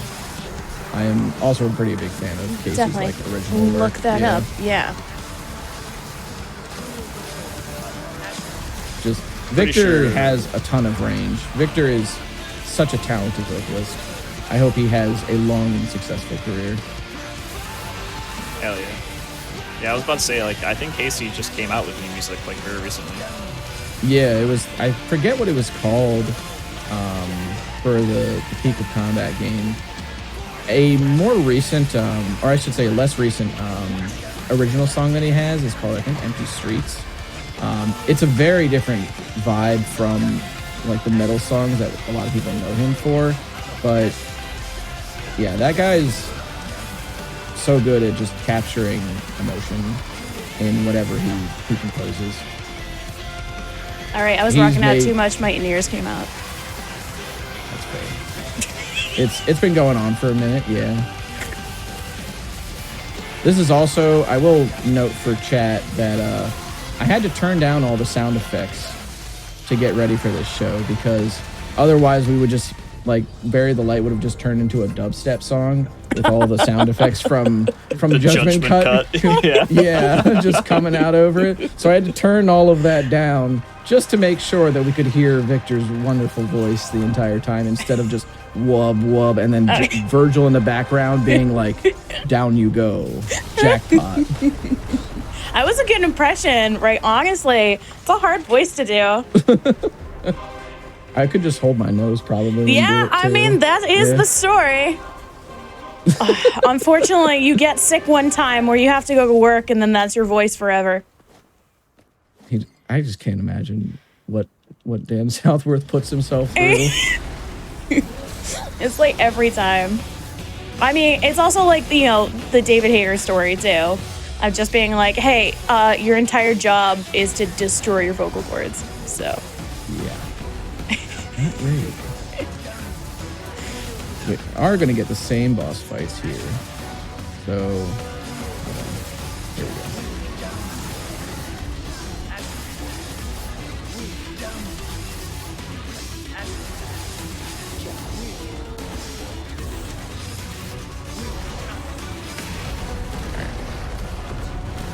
Okay. all right, you gotta kill him in the church again. Yeah, you could kill him on the roof, but as I said, this is much harder to do and commentate at the same time than I had anticipated. It is, Yeah. The Judgment Cut Ascent- timing is hard. yeah. Oh, we got a cool taunt. That's fine. That made it worth it to build enough style meter for that. What's your favorite Virgil taunt? I mean, So there's a really good one where he pulls out the V book and he says, "Shall I entrust it to him?" Which is obviously referencing Nero. And like the humanity that Virgil shows in this game is just great to me, because he's been such a not like he's been so afraid to always like embrace his human side. So him like actually thinking about entrusting the book to Nero and having that reflective moment is very cool to me. I'm a big fan of that taunt. Yeah. It's not just about, being cool all the time. Exactly. There is another, conversely, there's another great taunt that he does where he actually just like pulls out Nero's arm that he ripped off.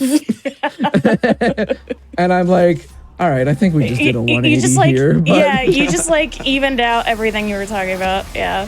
But with the two different taunts, it's like, no, you're back to square one. Though there is also, so when you hit S rank with this character, he has two different air taunts actually. And I think he's the only one that has a taunt that is activated. What am I trying to say here? That I think he's the only one that has a taunt that can like technically be jump canceled in the air. But so his normal taunt like in the air is this thing right here, which I'm just going to use to give it a little born devil trigger. But his other taunt is a reference to his original aerial rave, or his original like first hit of his aerial combo in DMC3. And it was in like old DMC3 combo videos, you would use this move for a lot of the filler in your jump cancel combos. Okay. And so you can actually like when you get to S rank taunt, you can do that move by taunting. And so you can do like those old style DMC3 combos with it as long as you hit S rank. Yeah. That's sick. Yeah. There's also stuff like Dante's like rose that he throws is also a reference to like DMC4 Lucifer.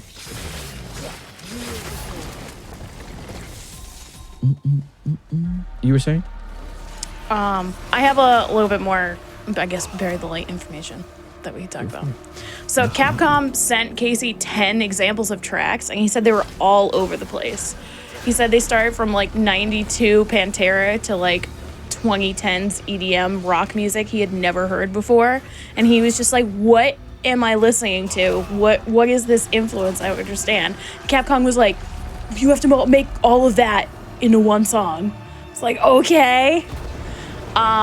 They said they didn't want any distorted guitars except for the chorus. So he was just like, oh man, really?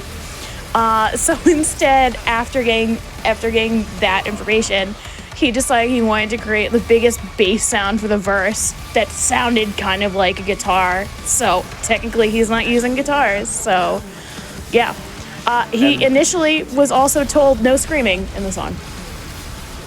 That seems I was about to say, and I think like, yeah, no screaming, but it's funny because like those strict instructions, I feel like made the push towards making something so specific that it turned out the way that it did, because I think that like the verse being as laid back as it is gives it like room to breathe, and then when you actually do get to the chorus and you do get to the full band, it hits way harder.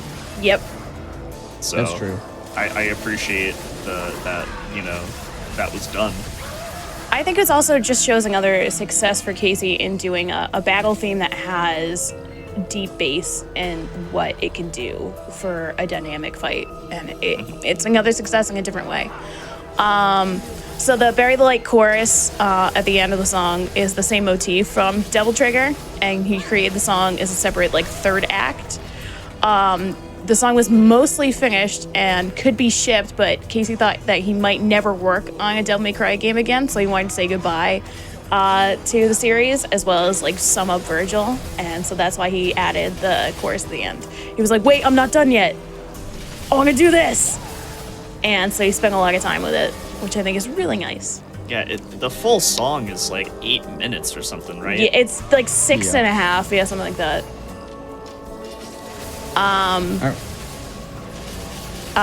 And then, yeah, go ahead.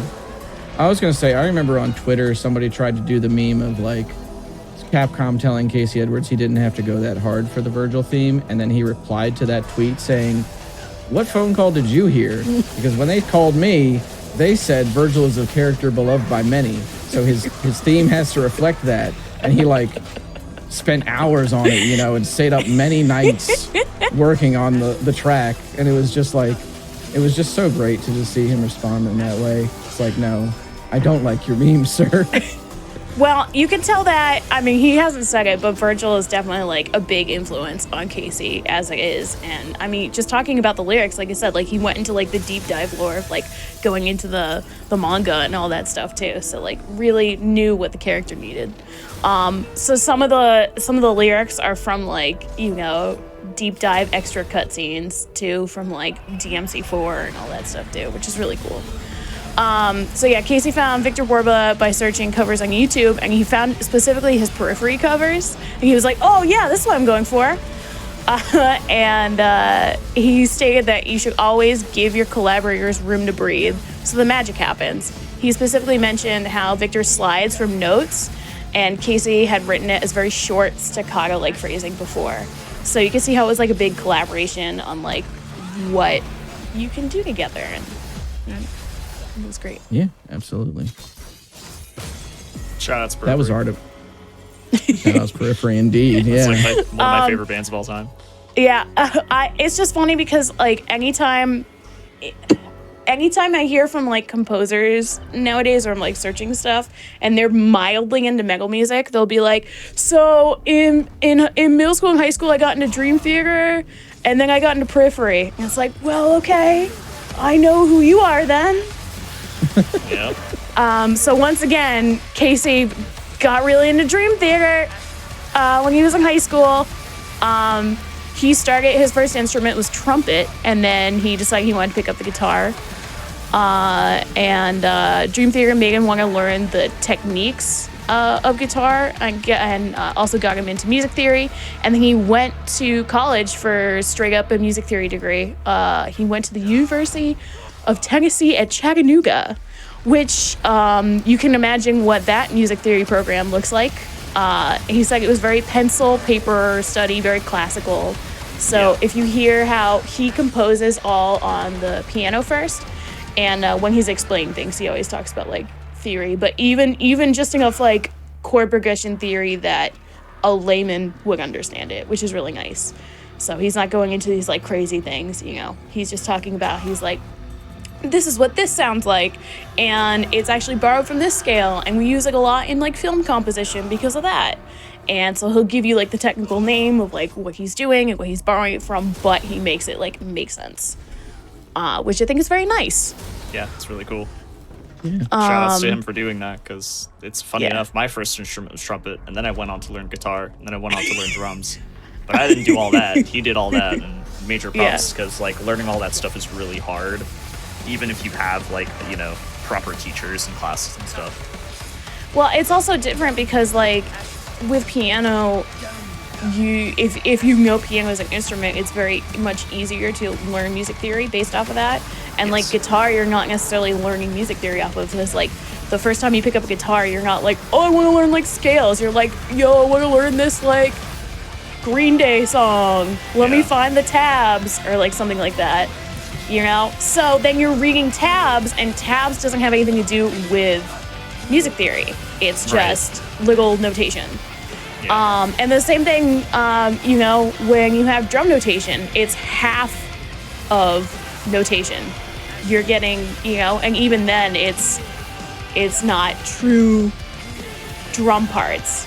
You know, a lot of times it's like shorthand for a lot of things too. So, yeah, it's interesting, especially the trumpet too. That trumpet's the one I guess you gotta learn. If you're gonna play in a part in a section with other people, and you gotta learn how to read. Oh, 100%. Yeah.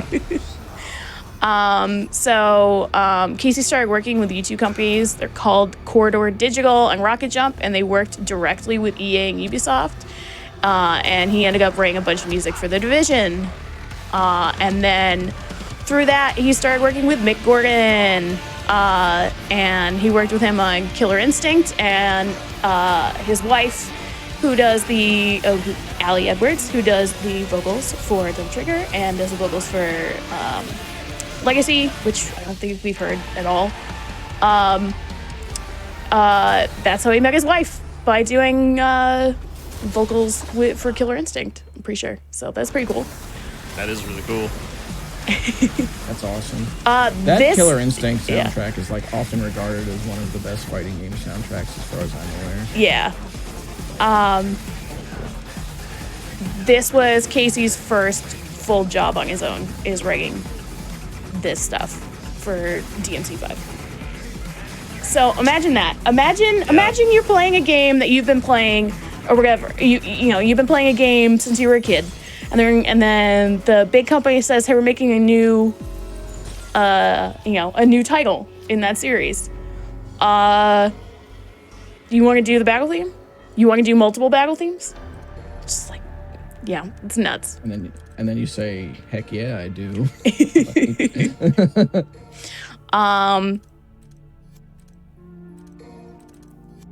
Yeah. I have some more notes on. Keep going. Yeah. So, it actually took him only 2 weeks to write Devil Trigger. And if you think about, my last show was on Mick Gorgon and writing the soundtrack for that, and how it was basically all by himself, and then with the sound team as well, that he would give everything to. And it took him like 2 years to do that whole soundtrack. So when you think about how you split up your songs and your big themes to individual people, you're actually, respecting their time a little bit more, I feel like, too, because then you can really focus on one thing for a certain amount of time. And I think it works really well. So they sat and worked on it, and they mixed everything together, and then they would give notes, but they didn't actually have a final version until they actually got a bunch of the composers together, and then they all mixed it together in LA, so it all was mixed together, which I think is really cool. So you have everyone writing it, picking out final versions, and then months later, 6 months later, you all get together and it's all mixed in the same studio. I think that really helps as well. He wrote a bunch of new lyrics for Silver Bullet because he wanted it to be more bombastic. When he wrote both of the songs, he specifically made a song structure that could be broken up into an interactive song format. And it was something that Capcom wanted that Casey had previously worked on with Killer Instinct. And he delivered all the instruments separately at Capcom. So, literally every single track is delivered separately, just with some of the other songs with, guitar tracks, different tones and bends and stuff. So, it really shows. I keep talking over the chorus. I'm so sorry. You're good. There's plenty of it left, so. Oh, there they are. I'll just wait.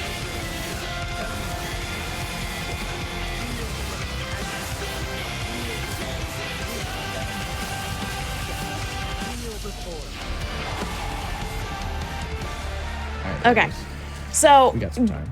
When he delivered all the files, you could see that then they gave it to the sound team. The sound team has a bunch of the composers, specifically Koga Suzuki, who has been working for Capcom since 2003. So it's their in-house sound team that stays with them. And it's so cool to see the collaboration of okay, I wrote this, here's all my files. Now, how can you implement that into the game? How can you implement that into the battle?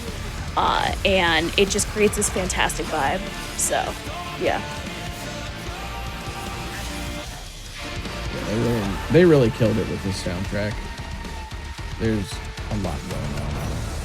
And I mean, even though I don't really like Subhuman a whole lot personally, I feel like that song is pretty decent in its own right. And if that's comfortably the weakest track on your soundtrack, then you've got a really good one on your hands. That's a good point. Yeah. Yeah. It isn't as good as the other ones, and that's the problem. Also, these guys, I'm gonna blow all these guys up. Nice. That looks so silly. You got more for us. Okay. I guess some background on Koga Suzuki. Like I said, he joined the Capcom sound team in 2003. He was like the main head on a lot of the base game sound team. There's 8 composers. It's insane. So he worked on like DMC4. He worked on Resident Evil 5 and 6. He did Revelations. So he began composing for DMC5 when they could start playing the levels and the scenarios in the RE engine. He worked closely with the art and animators, the storyboard, and directors so they could actively work on where the musical elements should be. And I think it's really cool that they didn't start composing until they actually put their hands on the game. Are you counting? No, I'm good. I thought you were like counting your head. You're like... I was kind of settled. I've kind of settled into the rhythm. Okay, cool. A little bit, yeah.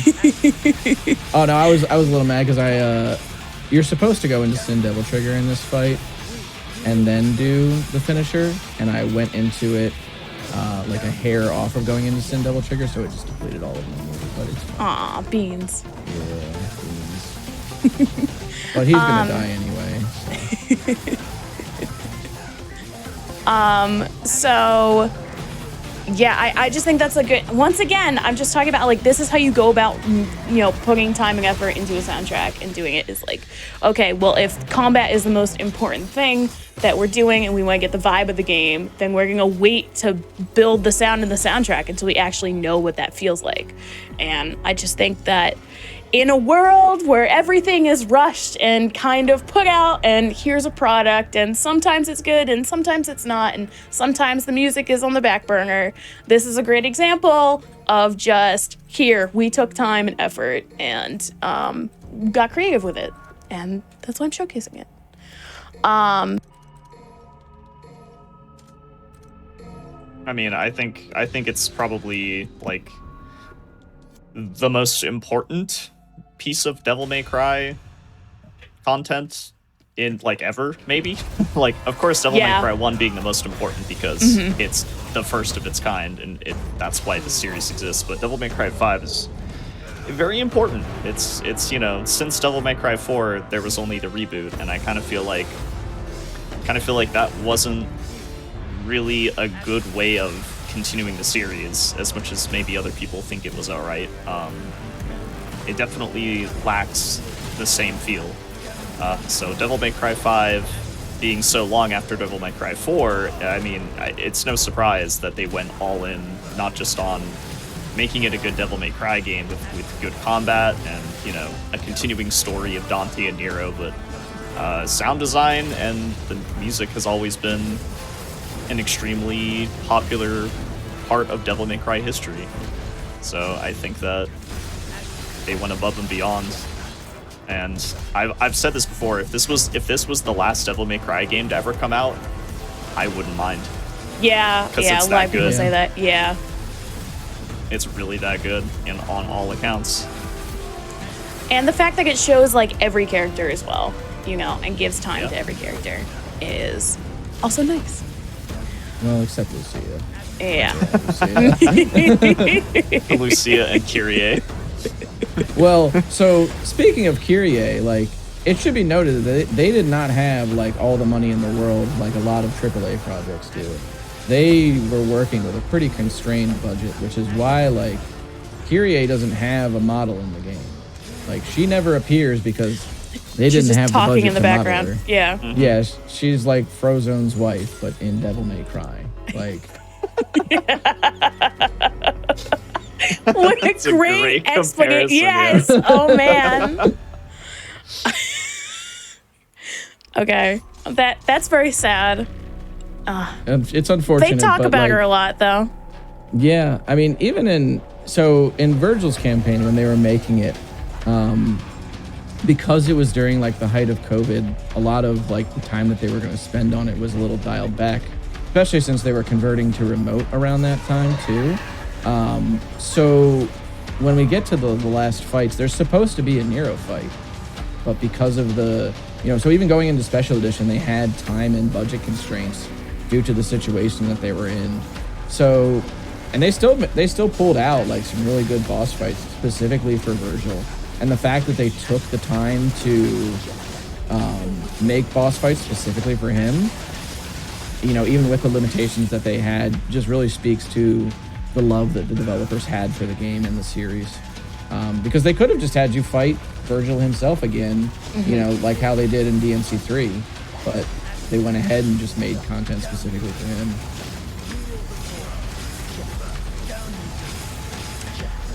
Okay, I'll go back to my notes. Yeah, go for it. Okay, so Kozuki, I was reading an interview he did, and one of the quotes was, "When I first read the scenario and saw the first couple pieces of concept art, it felt like the end of the world. As such, I was very particular about emphasizing elements like chaos, a worn-down atmosphere, and ephemera when arranging and considering the musical footprint.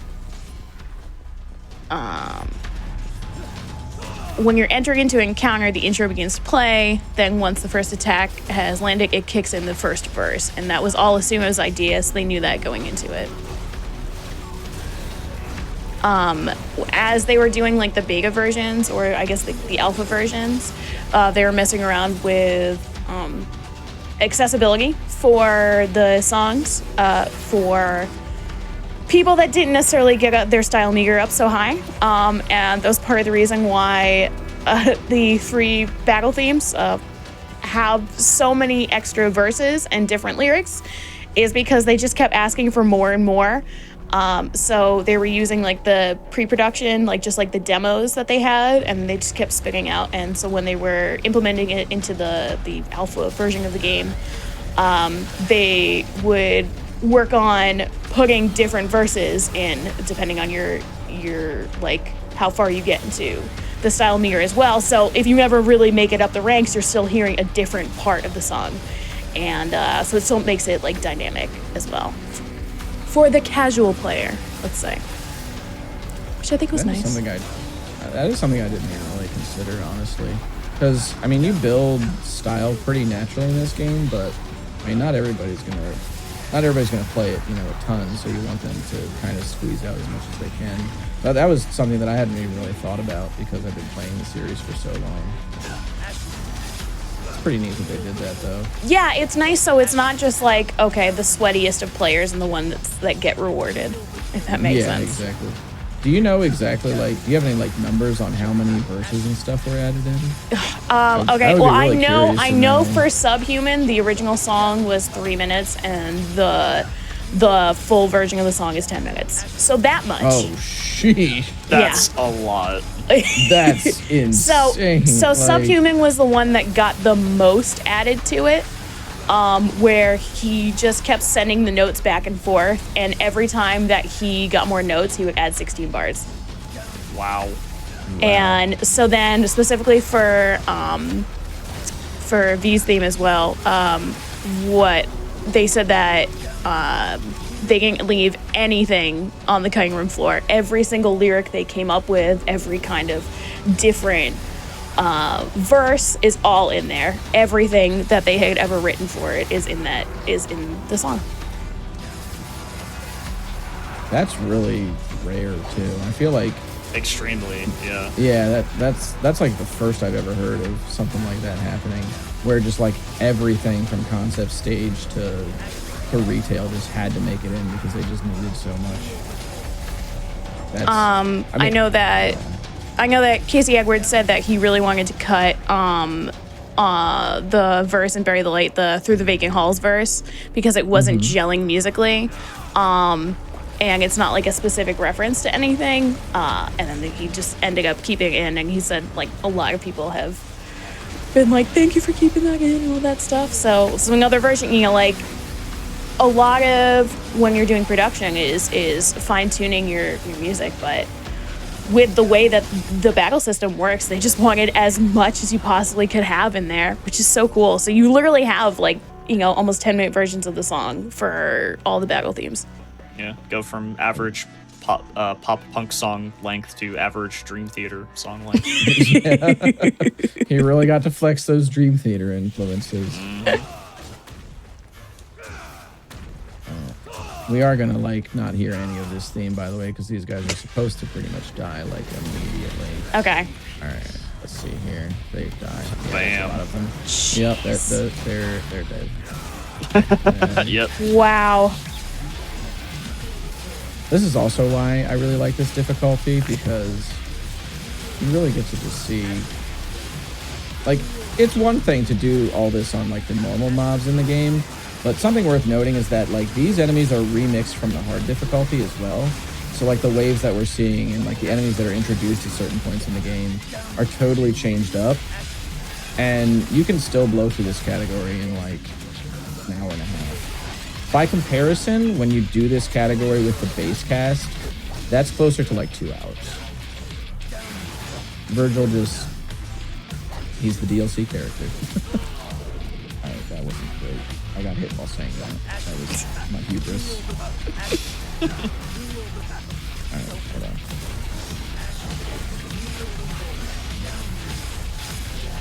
This guy's blocking that. I don't know about that, to be honest.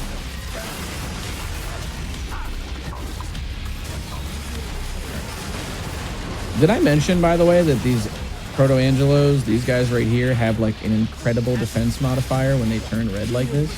No. So, yeah, like on DMD mode, you can spend like, I don't know, a good like 5 minutes fighting these things if you don't use some of the nukes that are in the game. They have absurd amounts of health. Fun. It's 5-minute 1v1. Yeah, and it's also like, it's weird because actually I shouldn't even say that they have absurd amounts of health, because what the game does is it actually just lowers your damage output, and then it'll also round down your damage output. So there will be times where you'll feel like you should be doing more damage, but the game will be rounding down your damage values. So you're like, well, this took a little longer than I thought it was going to. And it's because of the way the damage output works. All right. So here we're actually going to be picking up a couple of new supers. There's Judgment Cut End and Deep Stinger. So Virgil has 3 different supers in this game. They use either, if you're in Sin Devil Trigger, they use a chunk of the Sin Devil Trigger meter, which is the dark blue bar underneath the health bar. They'll use a chunk of that, or if you're in human form, they will use all of it. And they are essentially just Virgil's dedicated nukes. You have to have level 2 concentration, which is the sort of bar that's wrapping around the health bar at the moment. I'm actually going to try and set up for a kill on one type of enemy here. I have to make sure that I have enough Sin Devil Trigger to do this. And I also have to make sure that I have proper. I might not have it. Okay, I don't have it. It's fine. We're gonna have to cheese this a little bit. Because these Fury right here, they just like to teleport around a lot. And they teleport around enough and to avoid a lot of your attacks. Fortunately, Virgil has an auto-tracking move, which is Judgment Cut. So if you just don't lock on, the enemy cannot actually queue up an attack because of the camera manipulation.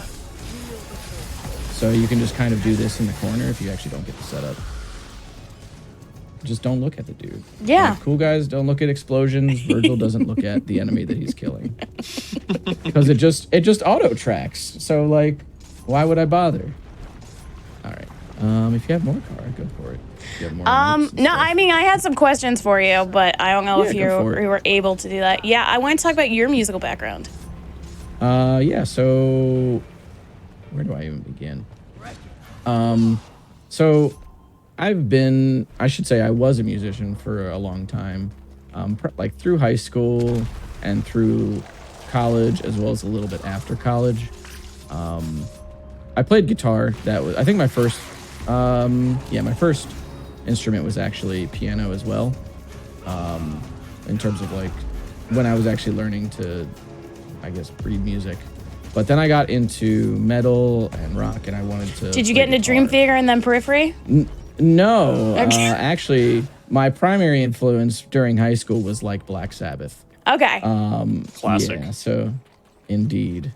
But now I would say like more of my influence lies in like Rage Against the Machine and ironically like Limp Bizkit, honestly. Okay. Because I think that Wes Borland is like a super underrated guitarist.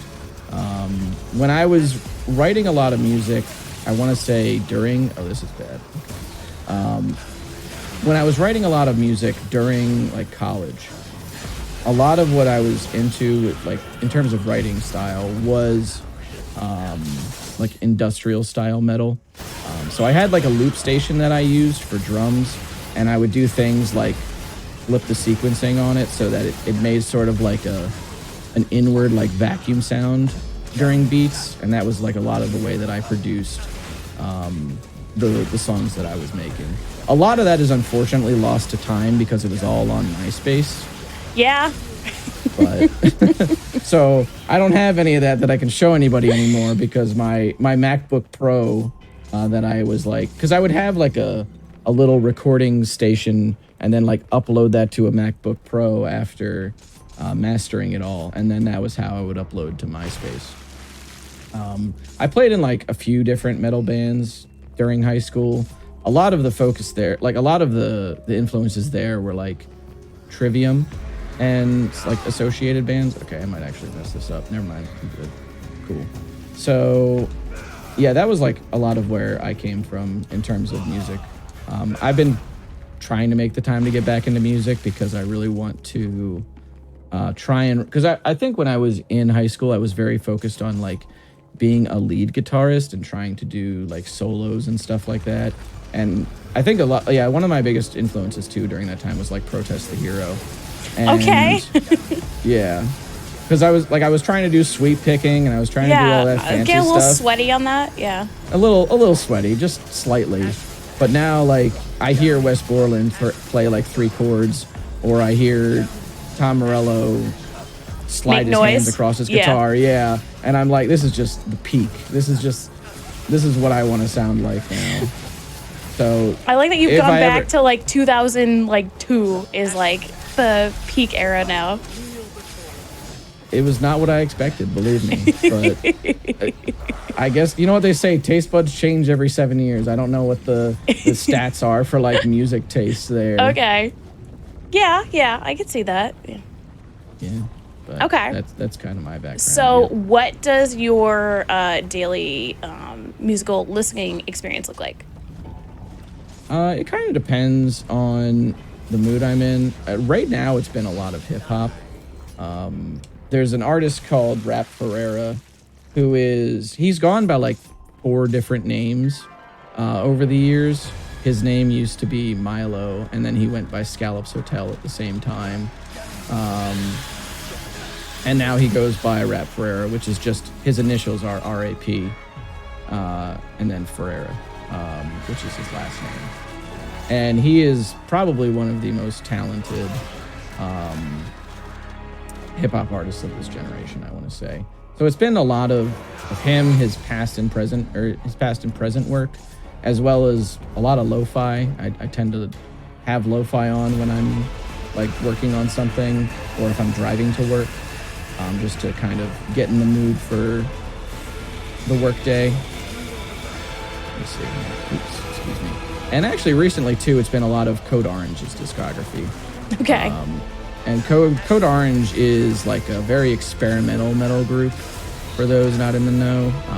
Their drummer is ironically actually Mike Portnoy's son, Max Portnoy, from Dream Theater.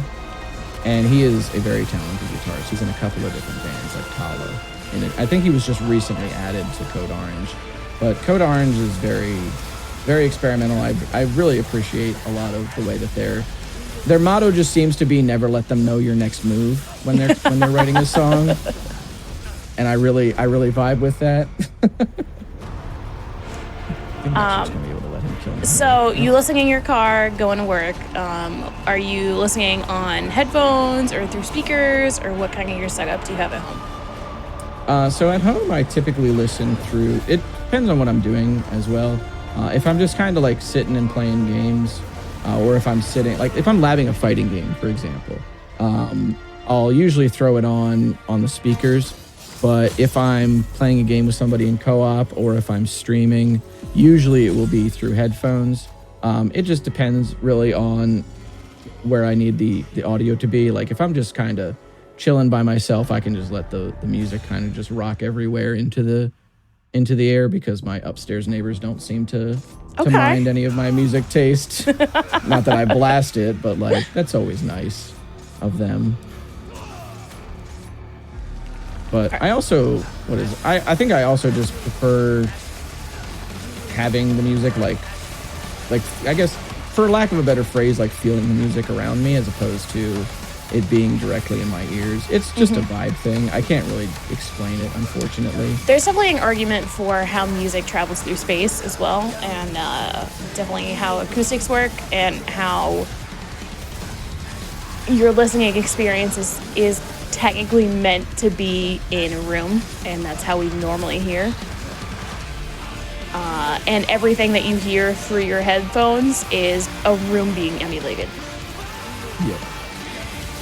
Yeah, I mean, that's kind of why, like, when I would go to metal shows and stuff, like, I remember always, there were some bands that, like, I would hear, like, Gwen Stacy, that were incredible live. And then I would go and listen to the album and be like, okay, this is still good, but it doesn't match the energy that they have and like the way that the music was kind of like swirling in that room around them. There's also a problem with a lot of like, I guess, metalcore and hardcore music from the early like 2000s era in the fact that these people didn't know how to make a record, didn't have a budget, and so the recording sounds like butt. Like, in a lot of scenarios, if you know, if you're trying to get into like, I don't know, early metalcore music, sometimes you gotta be careful on what it actually sounds like, or like you can hear the processing like so much on stuff that like came out a little bit later that they didn't know how to mask at the time. So it's really interesting, you know, like just trying to, you know, something to be said for an era where it was band city and like traveling all the time and touring all the time. It's like you need to get music out in order for anybody to hear you or anybody to come to your shows, because they're gonna, you know, you're gonna play and they're gonna be like, oh, what can I listen to? And if you don't have anything, that's a problem. So like, you know, if you're going on tour, you gotta have music. So you gotta come up with whatever you gotta come up with. Especially because that was like the beginning of like, or I should say the peak really of like the MySpace era and like digital distribution, like just taking off. So it like people couldn't be like, oh, well, I'll just check this band out on Spotify when I get home after the show. Yeah, and it's just like, I just remember listening to so many demos that were up on MySpace, or, you know, like, and then they come out years before the album would come out, and you would be like, but it's not the right version. It's not the one I've been listening to for 2 years. And then you go back to whatever's on the record, and you're like, it's overproduced.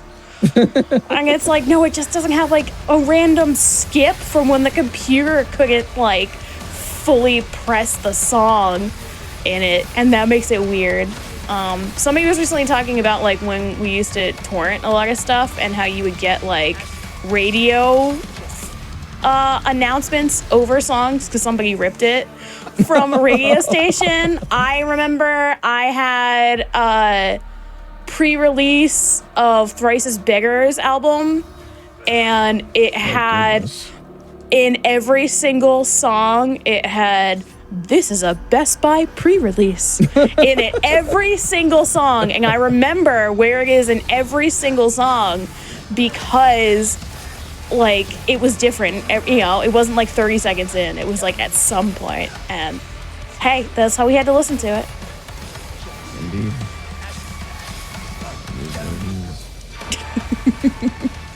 It is what it is. How you doing with the run? I'm doing all right. I failed the skip, but it's just how it is. We didn't notice. You were the one that brought it up. It's true. I did, but I have to hold myself accountable. Oh my goodness, I forgot how many scissors in There's so many scissors. Yeah, it's fine. They're all dead. Yeah. So, notice the nice frame rate chug there too. Goes right into the chorus.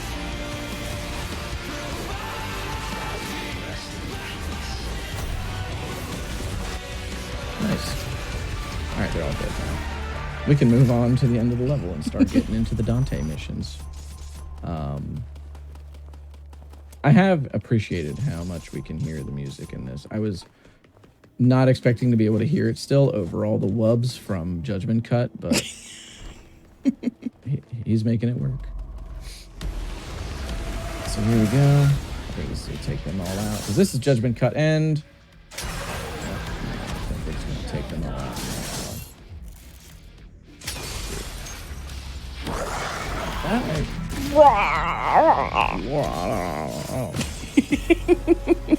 Yeah, good job. Yeah, great job. S for super cool. Super cool. Super blasted. Super blasted, dude. All right. So now we get into the Dante missions. This is something interesting to note too here is that like this game tutorializes itself pretty well, not only in like the way that it introduces mechanics to you, but the way that it introduces characters to you.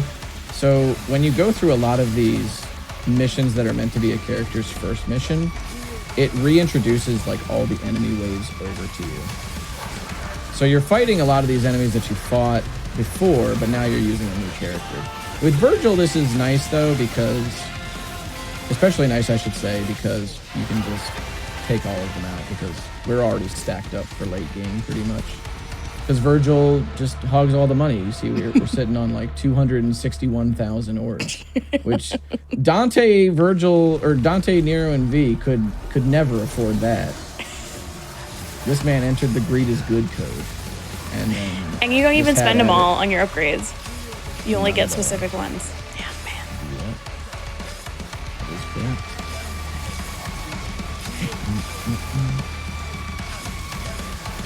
I should note, by the way, that doing this for like an hour and some change will definitely burn the rhythm into your brain. Yeah. That's cool. That's good to know if you're trying to get into this specific mode. Just play more and you'll get it. Yep. It's very much like a category that like, it's another thing too with like the Nero exceeds, right? People will always tell me like, how do I practice this? And it's like, well, you have to play the game. Like sitting in the training mode for this game, which is called Void, for those not in the know, is nice and all because it allows you to practice against specific enemies. But really, like if you want to practice certain techniques for these games, you just have to boot the game up and go into some levels. It's like that will give you the muscle memory you're looking for. Yeah, it's like a nicer way to lab. Like there is the lab, but also just play the game. Like I guess there is Bloody Palace as well, but yeah, there's Bloody Palace, but kind of feel like then you also it just kind of strips it down to like all the combat moments. Also, something to note too about these chaos enemies. These are probably some of the hardest enemies to get like triple judgment cuts on because the slowdown from their backs, like the spikes on their backs breaking, will actually mess up the timing on the judgment cuts very frequently. So there are some rooms in the game later on where it's not actually going to be very much faster for me to like use judgment cuts. I'm going to probably just nuke them with one of the super moves because otherwise my chains are just going to keep getting interrupted. Also, here's the Furies right here. So I'm just going to wait. And then this guy is going to try and teleport away, but he's dead. And then I think that they're also dead. Yeah, they're dead. That looks pretty dead. Always be blasting. Yes. ABB. All right.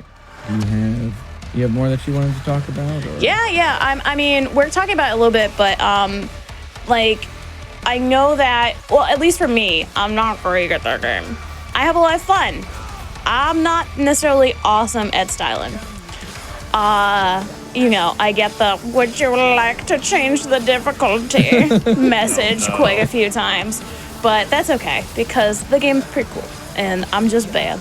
So, what is your advice for, people trying to get into it, or maybe just into, like, the speedrun? Like, it seems very, like, even just this mode seems very insurmountable. It seems very hard. So, yeah, what advice do you have? I would say probably, I mean, other than really you just have to play a lot, I would say probably experiment with a lot of the tools in the game and see... even if you're just like not trying to get into the speedrun, if you're just trying to get better casually, experiment with a lot of the utility that the game offers you, because the characters in this game have tons and tons of crowd control, and understanding like how to weave together moves. You can even start simple, right? You can even start doing like, I don't know, a launcher into like a basic aerial combo, and then building the blocks out from there. There's certain like kind of, I guess, bread and butter combos for characters that all kind of work.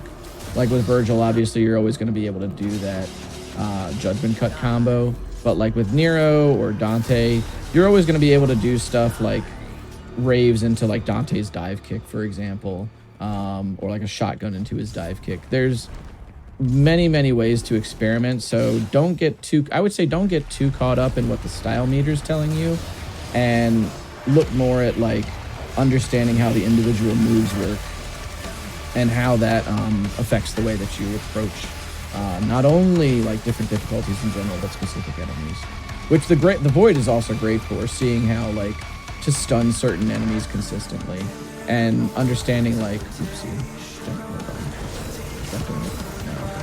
I'll get this guy though, that's fine. Every time they blow up, I'm just very happy. I have to say. These enemies are so not interactive. They spend so much time running away from you. Like, anybody that has a problem with the Blitz but likes this enemy, I have to say, I don't understand. Because the Fury spends so much time just being invisible. Yeah. And the Blitz comes out to play, man. Like... You knock on the door for the Fury's house, and his mom answers, and he's like, she's like, Fury can't come out to play right now. And you're like, but Fury couldn't come out the other 3 days that I checked. And she's just like, it's fine. He still can't. But the Blitz, like, you'll find him every once in a while. Anyway, that's my mini rant on the Fury and how much he runs away. So what was I going to say?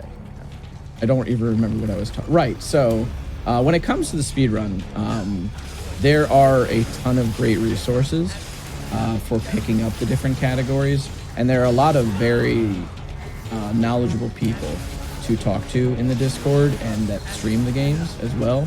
So if you ever have like a question about pretty much anything, we got you. And we will answer pretty much anything. All you got to do is just ask. Oh my goodness.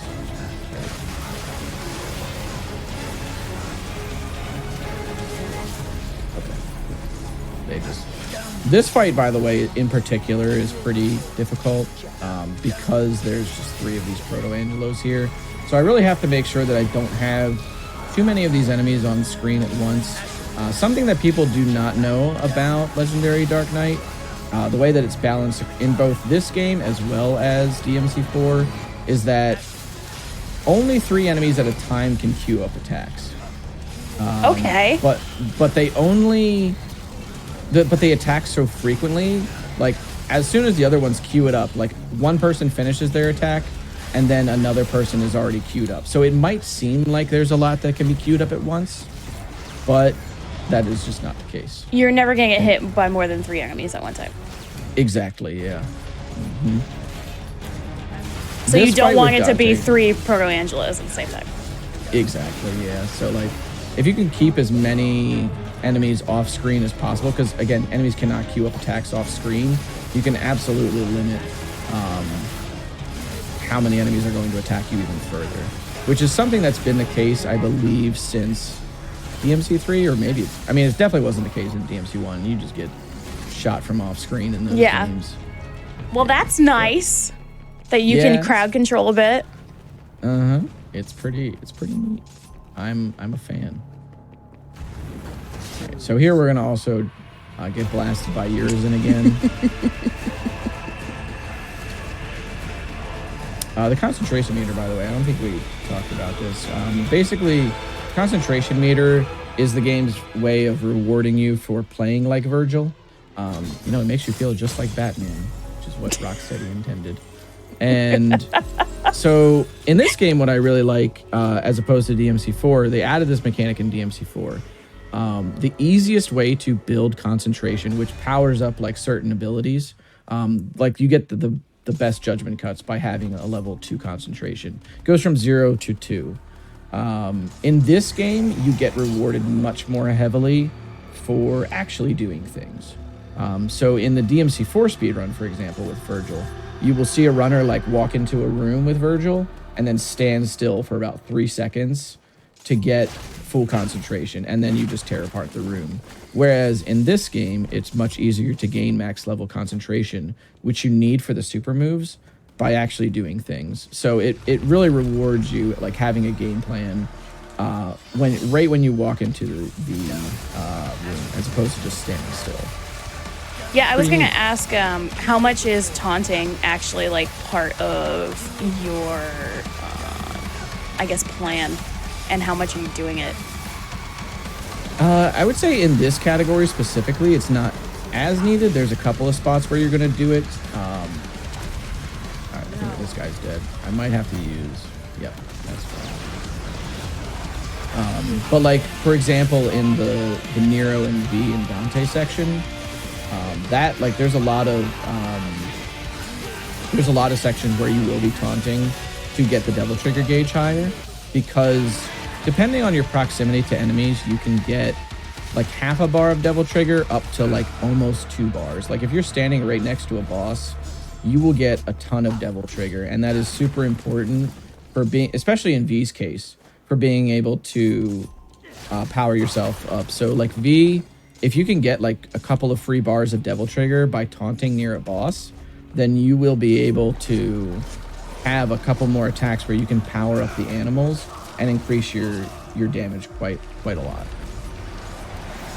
In this category, I should say, you really just swing. You just have a lot of... So many people. Yeah, there's a lot of people that are there. All right. That was quick. I like that. It was over. Maxie, how you doing? I'm vibing. Yeah. Right now. Yeah. I know we talked to... Yeah, go ahead. No, you go. Go for it. We talked about how we wanted to make you do one of the drum covers, but you actually did learn Bury the Light. Yeah, I actually know how to play this. Sick. Do you know how to play all 7 minutes of it? Yeah, the whole thing. Okay, when was the last time you played it? Like when I got back from GDQ. Oh, sick.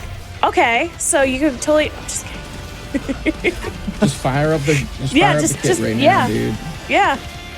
And then you should just jump in the background and listen to every time it cuts in and out and be like, oh, it's over. Okay. Oh, no, we're ramping up again. Oh, okay. All right, it's okay now. Yeah, it's like the only track on... Well, it's not the only track that's like really good for like a drummer, but it's definitely the best one for drums in terms of the soundtrack for this game. Yeah. Well, you don't like the dance beat of Devil Trigger?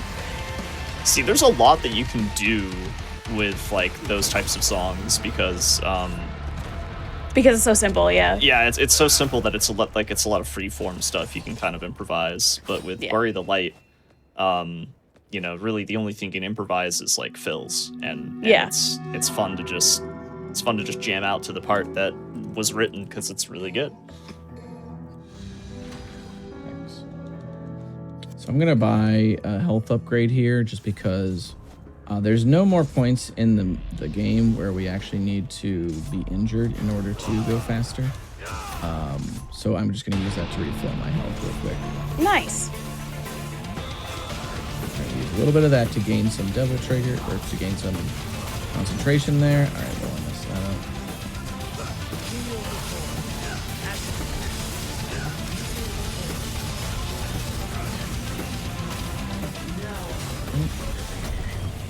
Now he's going to flop over. And we're going to have to do this one more time. And yeah, he's dead. Yeah. All right. He didn't really get to play the game. No, he didn't. He Just got flopped around. I like that boss a lot. That's probably my favorite fight in the entire game. Yeah. And like the strats for him just cause him to get decimated like so quickly. Also, we can get a lot of Devil Trigger right there. So we got like a bar and a half right there, for example. And then I'm gonna go ahead through here. Virgil's version of the skip here for this level is pretty great too. All right.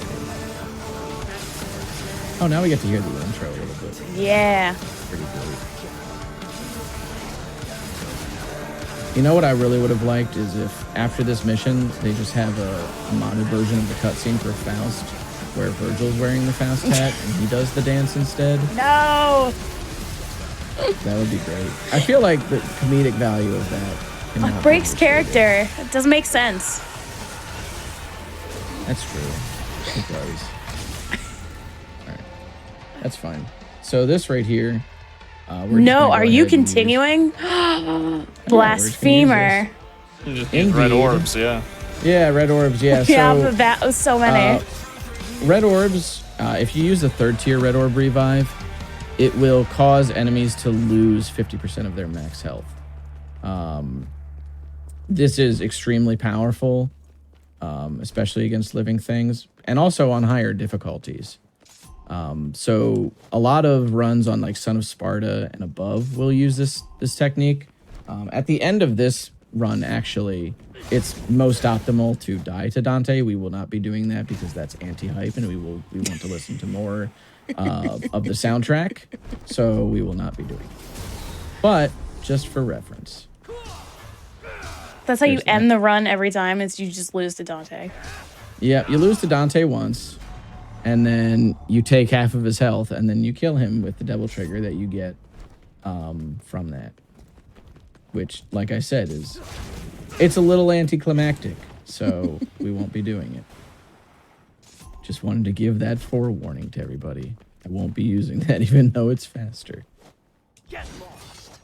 All right. Right. So we're gonna go back here. So this mission right here, you actually want to do a little bit backwards on Son of Sparta, and on like any difficulty above Devil Hunter, just because the way that you can salvage that skip uses Devil Trigger, and you want to do it a little bit more backwards because you want to save Devil Trigger for this fight right here. So you complete the skip a little bit backwards. So now we're gonna go to yours in here. We want to have as much Devil Trigger as possible when going into this fight. All right. Here we go. So, also worth noting is that as far as movement's concerned, when you change in and out of Sin Devil Trigger with Virgil, there's a period of time where you will not consume any of the Sin Devil Trigger gauge. So you just get to use it for free. And Virgil runs a little bit faster in Sin Devil Trigger. So a lot of the way that you will move through the missions when you have this gauge active is by like constantly changing in and out of this form. And just abusing the fact that he has a period of just free Devil Trigger consumption. Right. So now the final like run back with Urizen before he goes into Urizen Wireless, which is on mission 17. We're gonna break his crystal with Deep Stinger, which is going to be the super move for Force Edge, or Mirage Blade, or Mirage Edge, I should say, in this game. Mirage Edge is just like a ghost form of the Force Edge Blade, which is like, you know, the sword of Dante and Virgil's father. All right, here we go. So there's this, and I think he's also dead. Oh yeah. He's hella dead. Yeah. He's more than dead. GG. GG. So That was great. that's the Urizen fight there. It's so funny. now we've seen Yeah. all of them. Go ahead. It really is. The whole run. It really is. The mobs are way more the problem. Yep. Exactly. And that's like it's interesting, right? Because you would expect the bosses to be like the main part of the run, but even especially like when you see this run with Nero and Dante and V, there will be parts where you're just sweating on the mob fights, and then you get to a boss and you're like, oh, finally I can relax. You're like, I built up enough meter. I have enough resources. We're totally fine.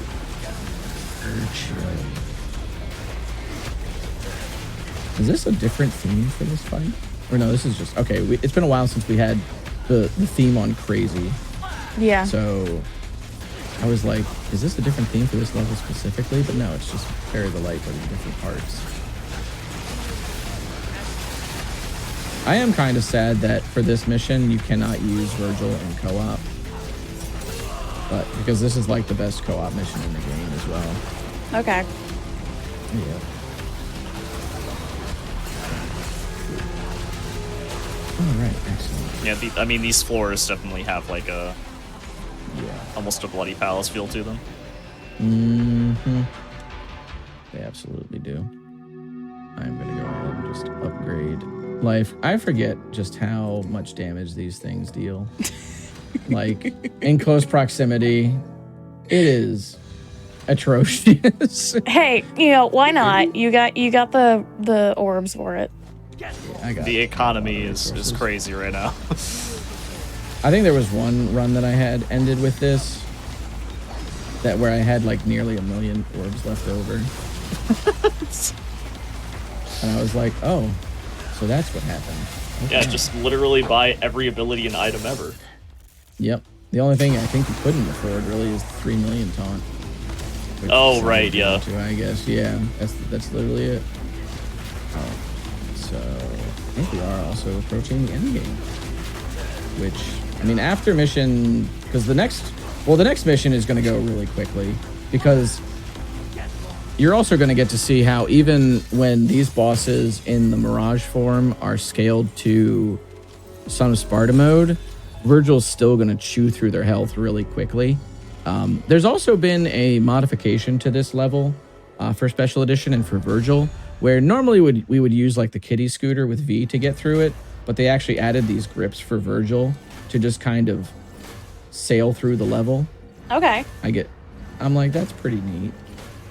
It's pretty cool. And then he just kind of stands there. And then as it transitions through.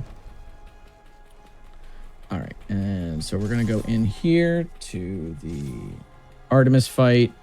And as I said, like even in these Mirage forms, these enemies are scaled for V, so you're still going to do a ton of damage to them as a character that's not V. Like we just stunned her there. That's what I like seeing my health bar do. Just annihilate. And we're just gonna do that to get a little more double trigger back. It's And even more ironic when you think about how V is supposed to be not as powerful in this section. Yeah. I remember doing a modded playthrough of this level with like Dante, and he has like a black hole move with his Sin Devil trigger, and it just one shots like Cavalier on this section. And I was like, oh, okay. But as you can see, Virgil, very unbothered. you're not even using the spiciest of moves. No. We're gonna use the washing machine though to kill him. There we go. The washing machine to... The washing Let's machine. go. All right. So this guy right here, I think we're gonna be able to. Yeah, we're gonna be able to use some Sin Devil trigger here. So I'm gonna just go ahead into this fight and then taunt, and then I should get a decent amount there, and we'll be able to decimate him. All right.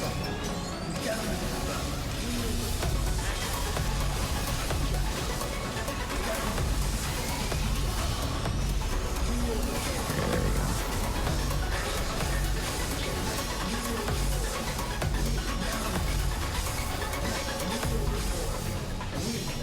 Yeah, there he goes. All right, excellent. He tried to run away from you. Right. But then Capcom was like, we actually gave Virgil an auto-tracking move that he can chain into itself. Yeah, 2 more because he's times. cool. He is cool.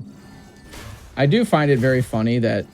So, the way that the ending cutscenes for this game recontextualize the run is hilarious to me, because you spend most of the run doing the triple quote of, you know, ashes to ashes, down you go, jackpot. And then Virgil at the end of the game denies ever liking saying jackpot. So after like an hour plus of just hearing him say that, the player character is just like, no, I don't recall liking that phrase at all. What are you talking about, Dante? And Dante's just like, okay, dude, sure. The denial. Whatever you have to say. Yep.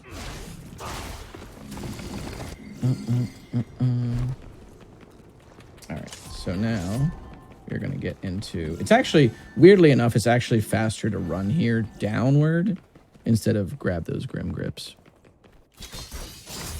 But now we're going to move into the last few missions of the game. This mission, too, I should note, Mission 15, you were asking about, like, improvements to the run. I totally forgot to mention this mission, because this mission actually went through several revisions in terms of the way that the pathing worked for it. Because there's a total of like 3 or 4 different ways you can actually make it through the mission. And timing out all of the different pathways that you can take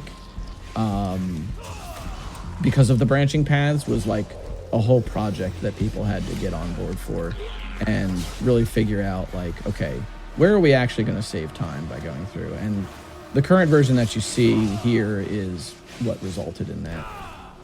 Was it a fun project? Was it like something that you like kept up with like day to day as people came up with like, you know, a new little video for what they did and, you know, more information? Yeah, like, it was pretty interesting because the way that you would tackle certain fights with Nero on this would really change the breakers that you needed during the mission.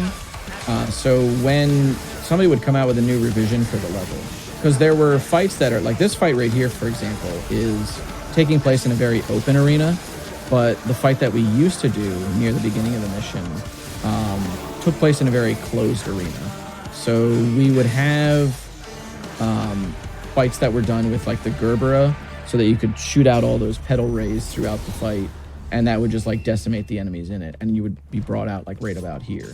But the area leading up to that fight was a lot slower than the area to get to that other fight.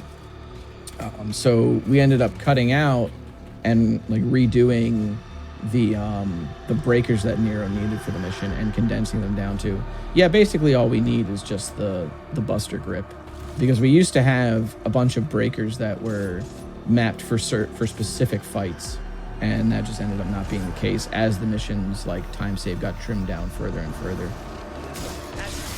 Well, it's nice to know that it wasn't like, it was a lot of work, but it wasn't, you know, unpleasant and miserable. It was a collaborative effort. Yeah, it was a lot of fun to route this game, like, especially when we all really thought again that we needed so much to beat the game, like really quickly, and then a Chinese runner named Lost Feather came along and just kind of showed us all like with one video, yeah, we'd been kind of doing it wrong for a couple of weeks. And I believe he was the first one to ever get like a sub 2 hour time in the game period. Yeah. And so a lot of the existing route, in terms of like what we buy for the main characters, exists because of him, and you can still see remnants of it, even though a lot of it is pretty trimmed down. Cute. Okay, that's nice. When it comes to Virgil, there's players like Tokoname and Byanwan Akuma that have really pioneered like mostly like the Bloody Palace stuff, but the Eastern runners are like doing an incredible job of like routing very specific things into their runs. They're very good at like squeezing out small time saves in fights here and there. That sounds good. This fight right here is also a nightmare if you're playing Nero, because you really have to care for certain enemies, but Virgil doesn't have to care. We just get to listen to the music again.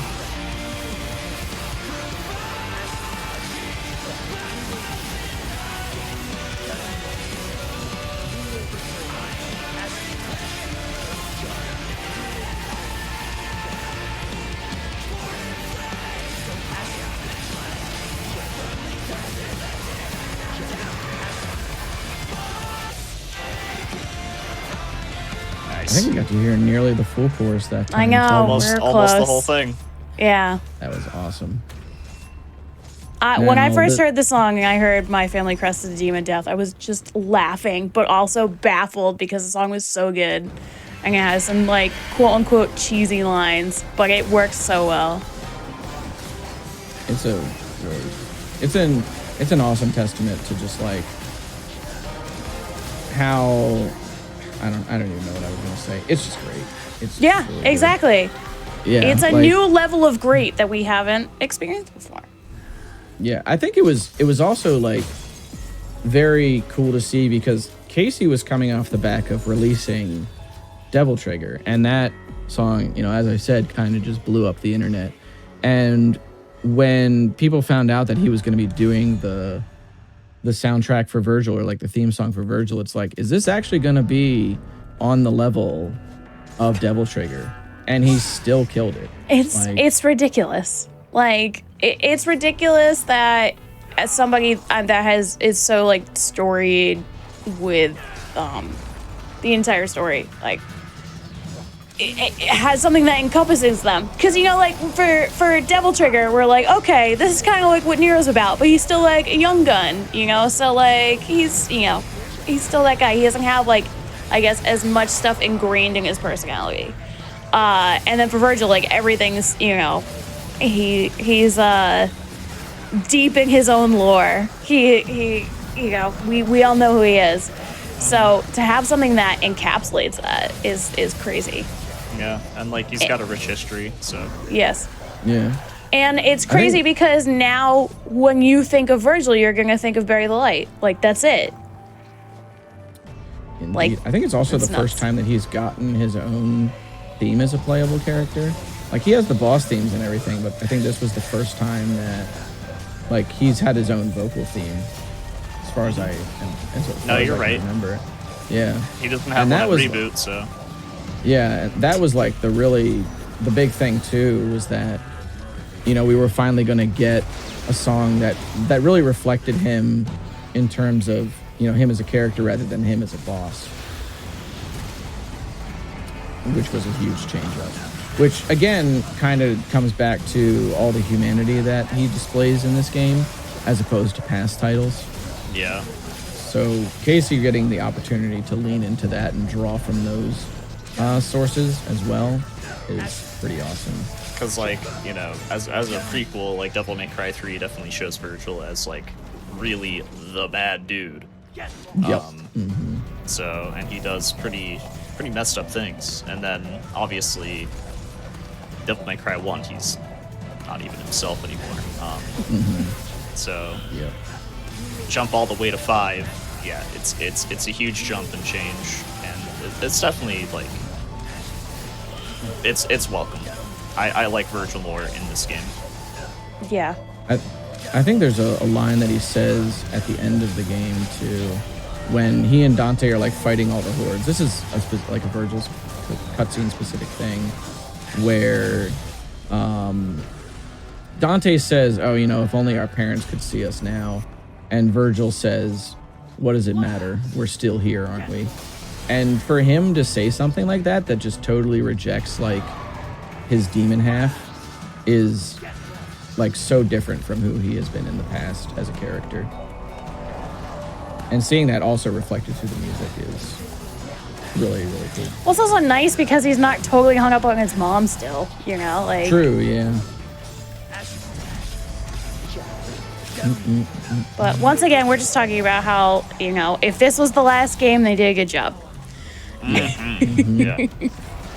And we'd all be happy, and that's totally fine. And Itsuno's busy with Dragon's Dogma 2 anyway. Yep. So. Yeah, exactly. So there wouldn't be anything, yeah. Also, this is going to be a huge frame rate drop once the oh my Oh, gosh, this is God. the scariest room in the game. Wow. Oh my, lovely. Okay.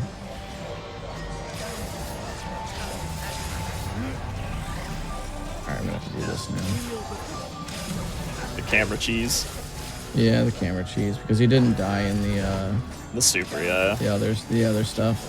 I was gonna say something too, but I totally forgot. Also, Visions of V is.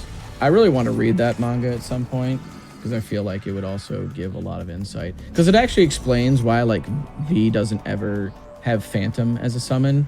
Is because he just tried to get a contract with Phantom and Phantom was like, "Nah, dude, I don't like you."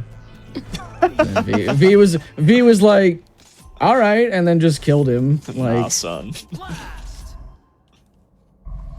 so that was actually the last mob fight in the entire game. So now Okay. we are just on boss rush mode. Yeah. So now we get to hear this again. So we're just gonna go ahead and use this right here.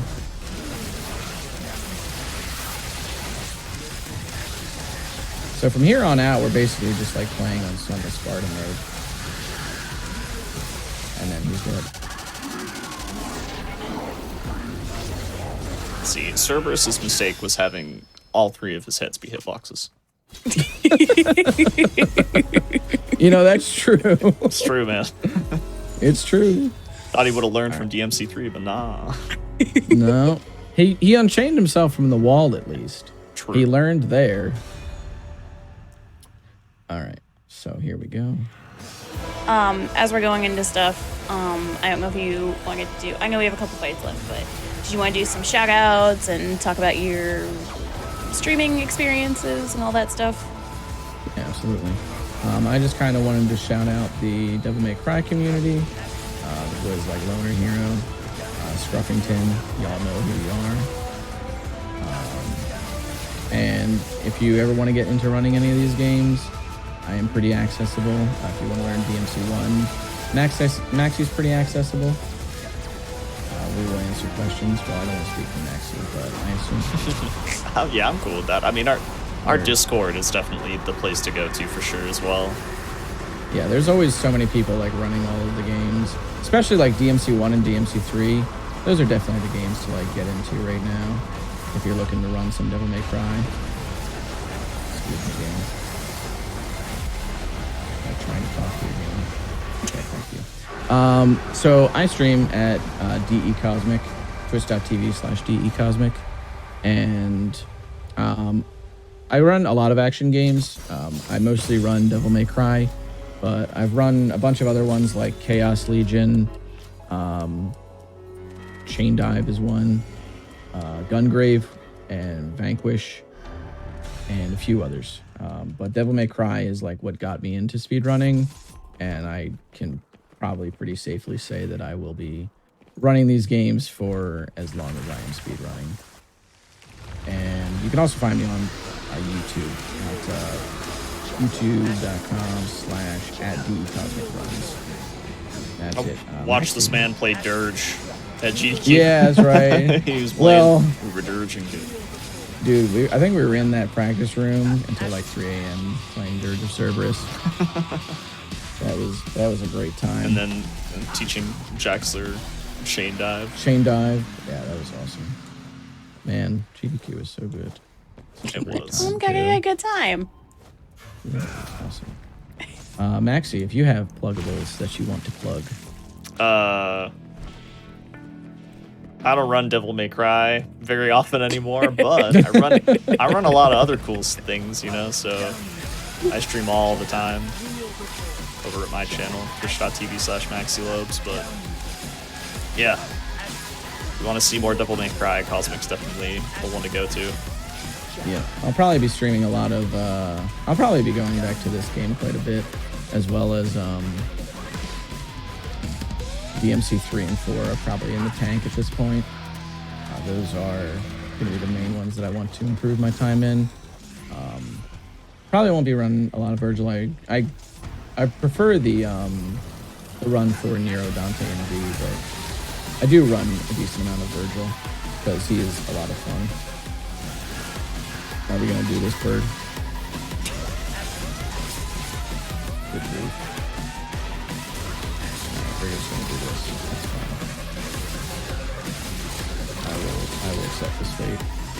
Yeah, shout out to Maxie for your granny run. I appreciate all that entertainment. If you haven't checked out, go look at the VODs. It was a lovely midnight special that I was working the tech team on, and it was a wonderful way I got to spend a couple hours, and it was so much fun. And the hype for getting the game in and the category met was awesome. And then just for having commentary of someone who didn't really understand what the game was as well also helped. And yeah, it was a great audience and we had a great time. Indeed. Yeah, it was super fun. All right, so here we go. Nightmare fight. He'll be dying soon too. Fight starts, you'll be dying soon.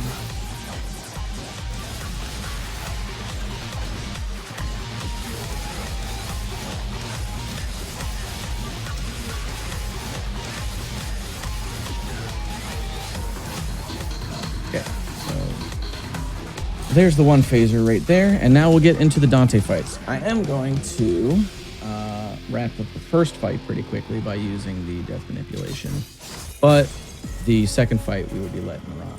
And Okay. We'll be calling time after that second fight. The first fight is not nearly as hype, trust me on this. Because Dante in this form only uses his base equipment. When you fight him the second time around, he's going to be using... Man, he slow walked at me. He knew he was on GDQ. He's like, I heard you talking, dude. I want more screen time. I want to show him my air combos. Like, come on, dude. What are we doing here? All right, so you're also going to get to see the way that this Red Orb Revive works, too. After he depletes my health bar. Thank you, sir. I appreciate you greatly. All right, so now, here we go. We're just gonna use this, and boom, there's his health bar going.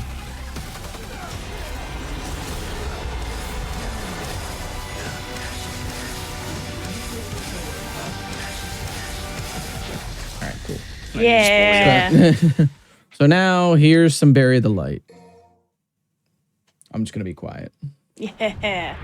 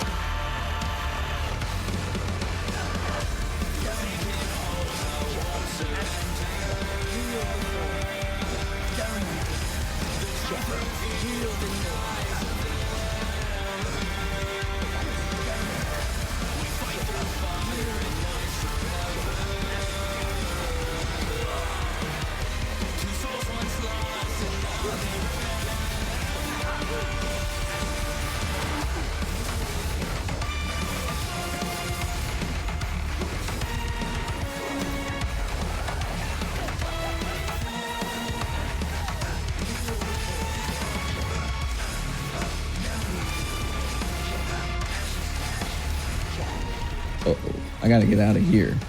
That's not great. Oh, he's gonna kill me. Nope, never mind. He didn't get me.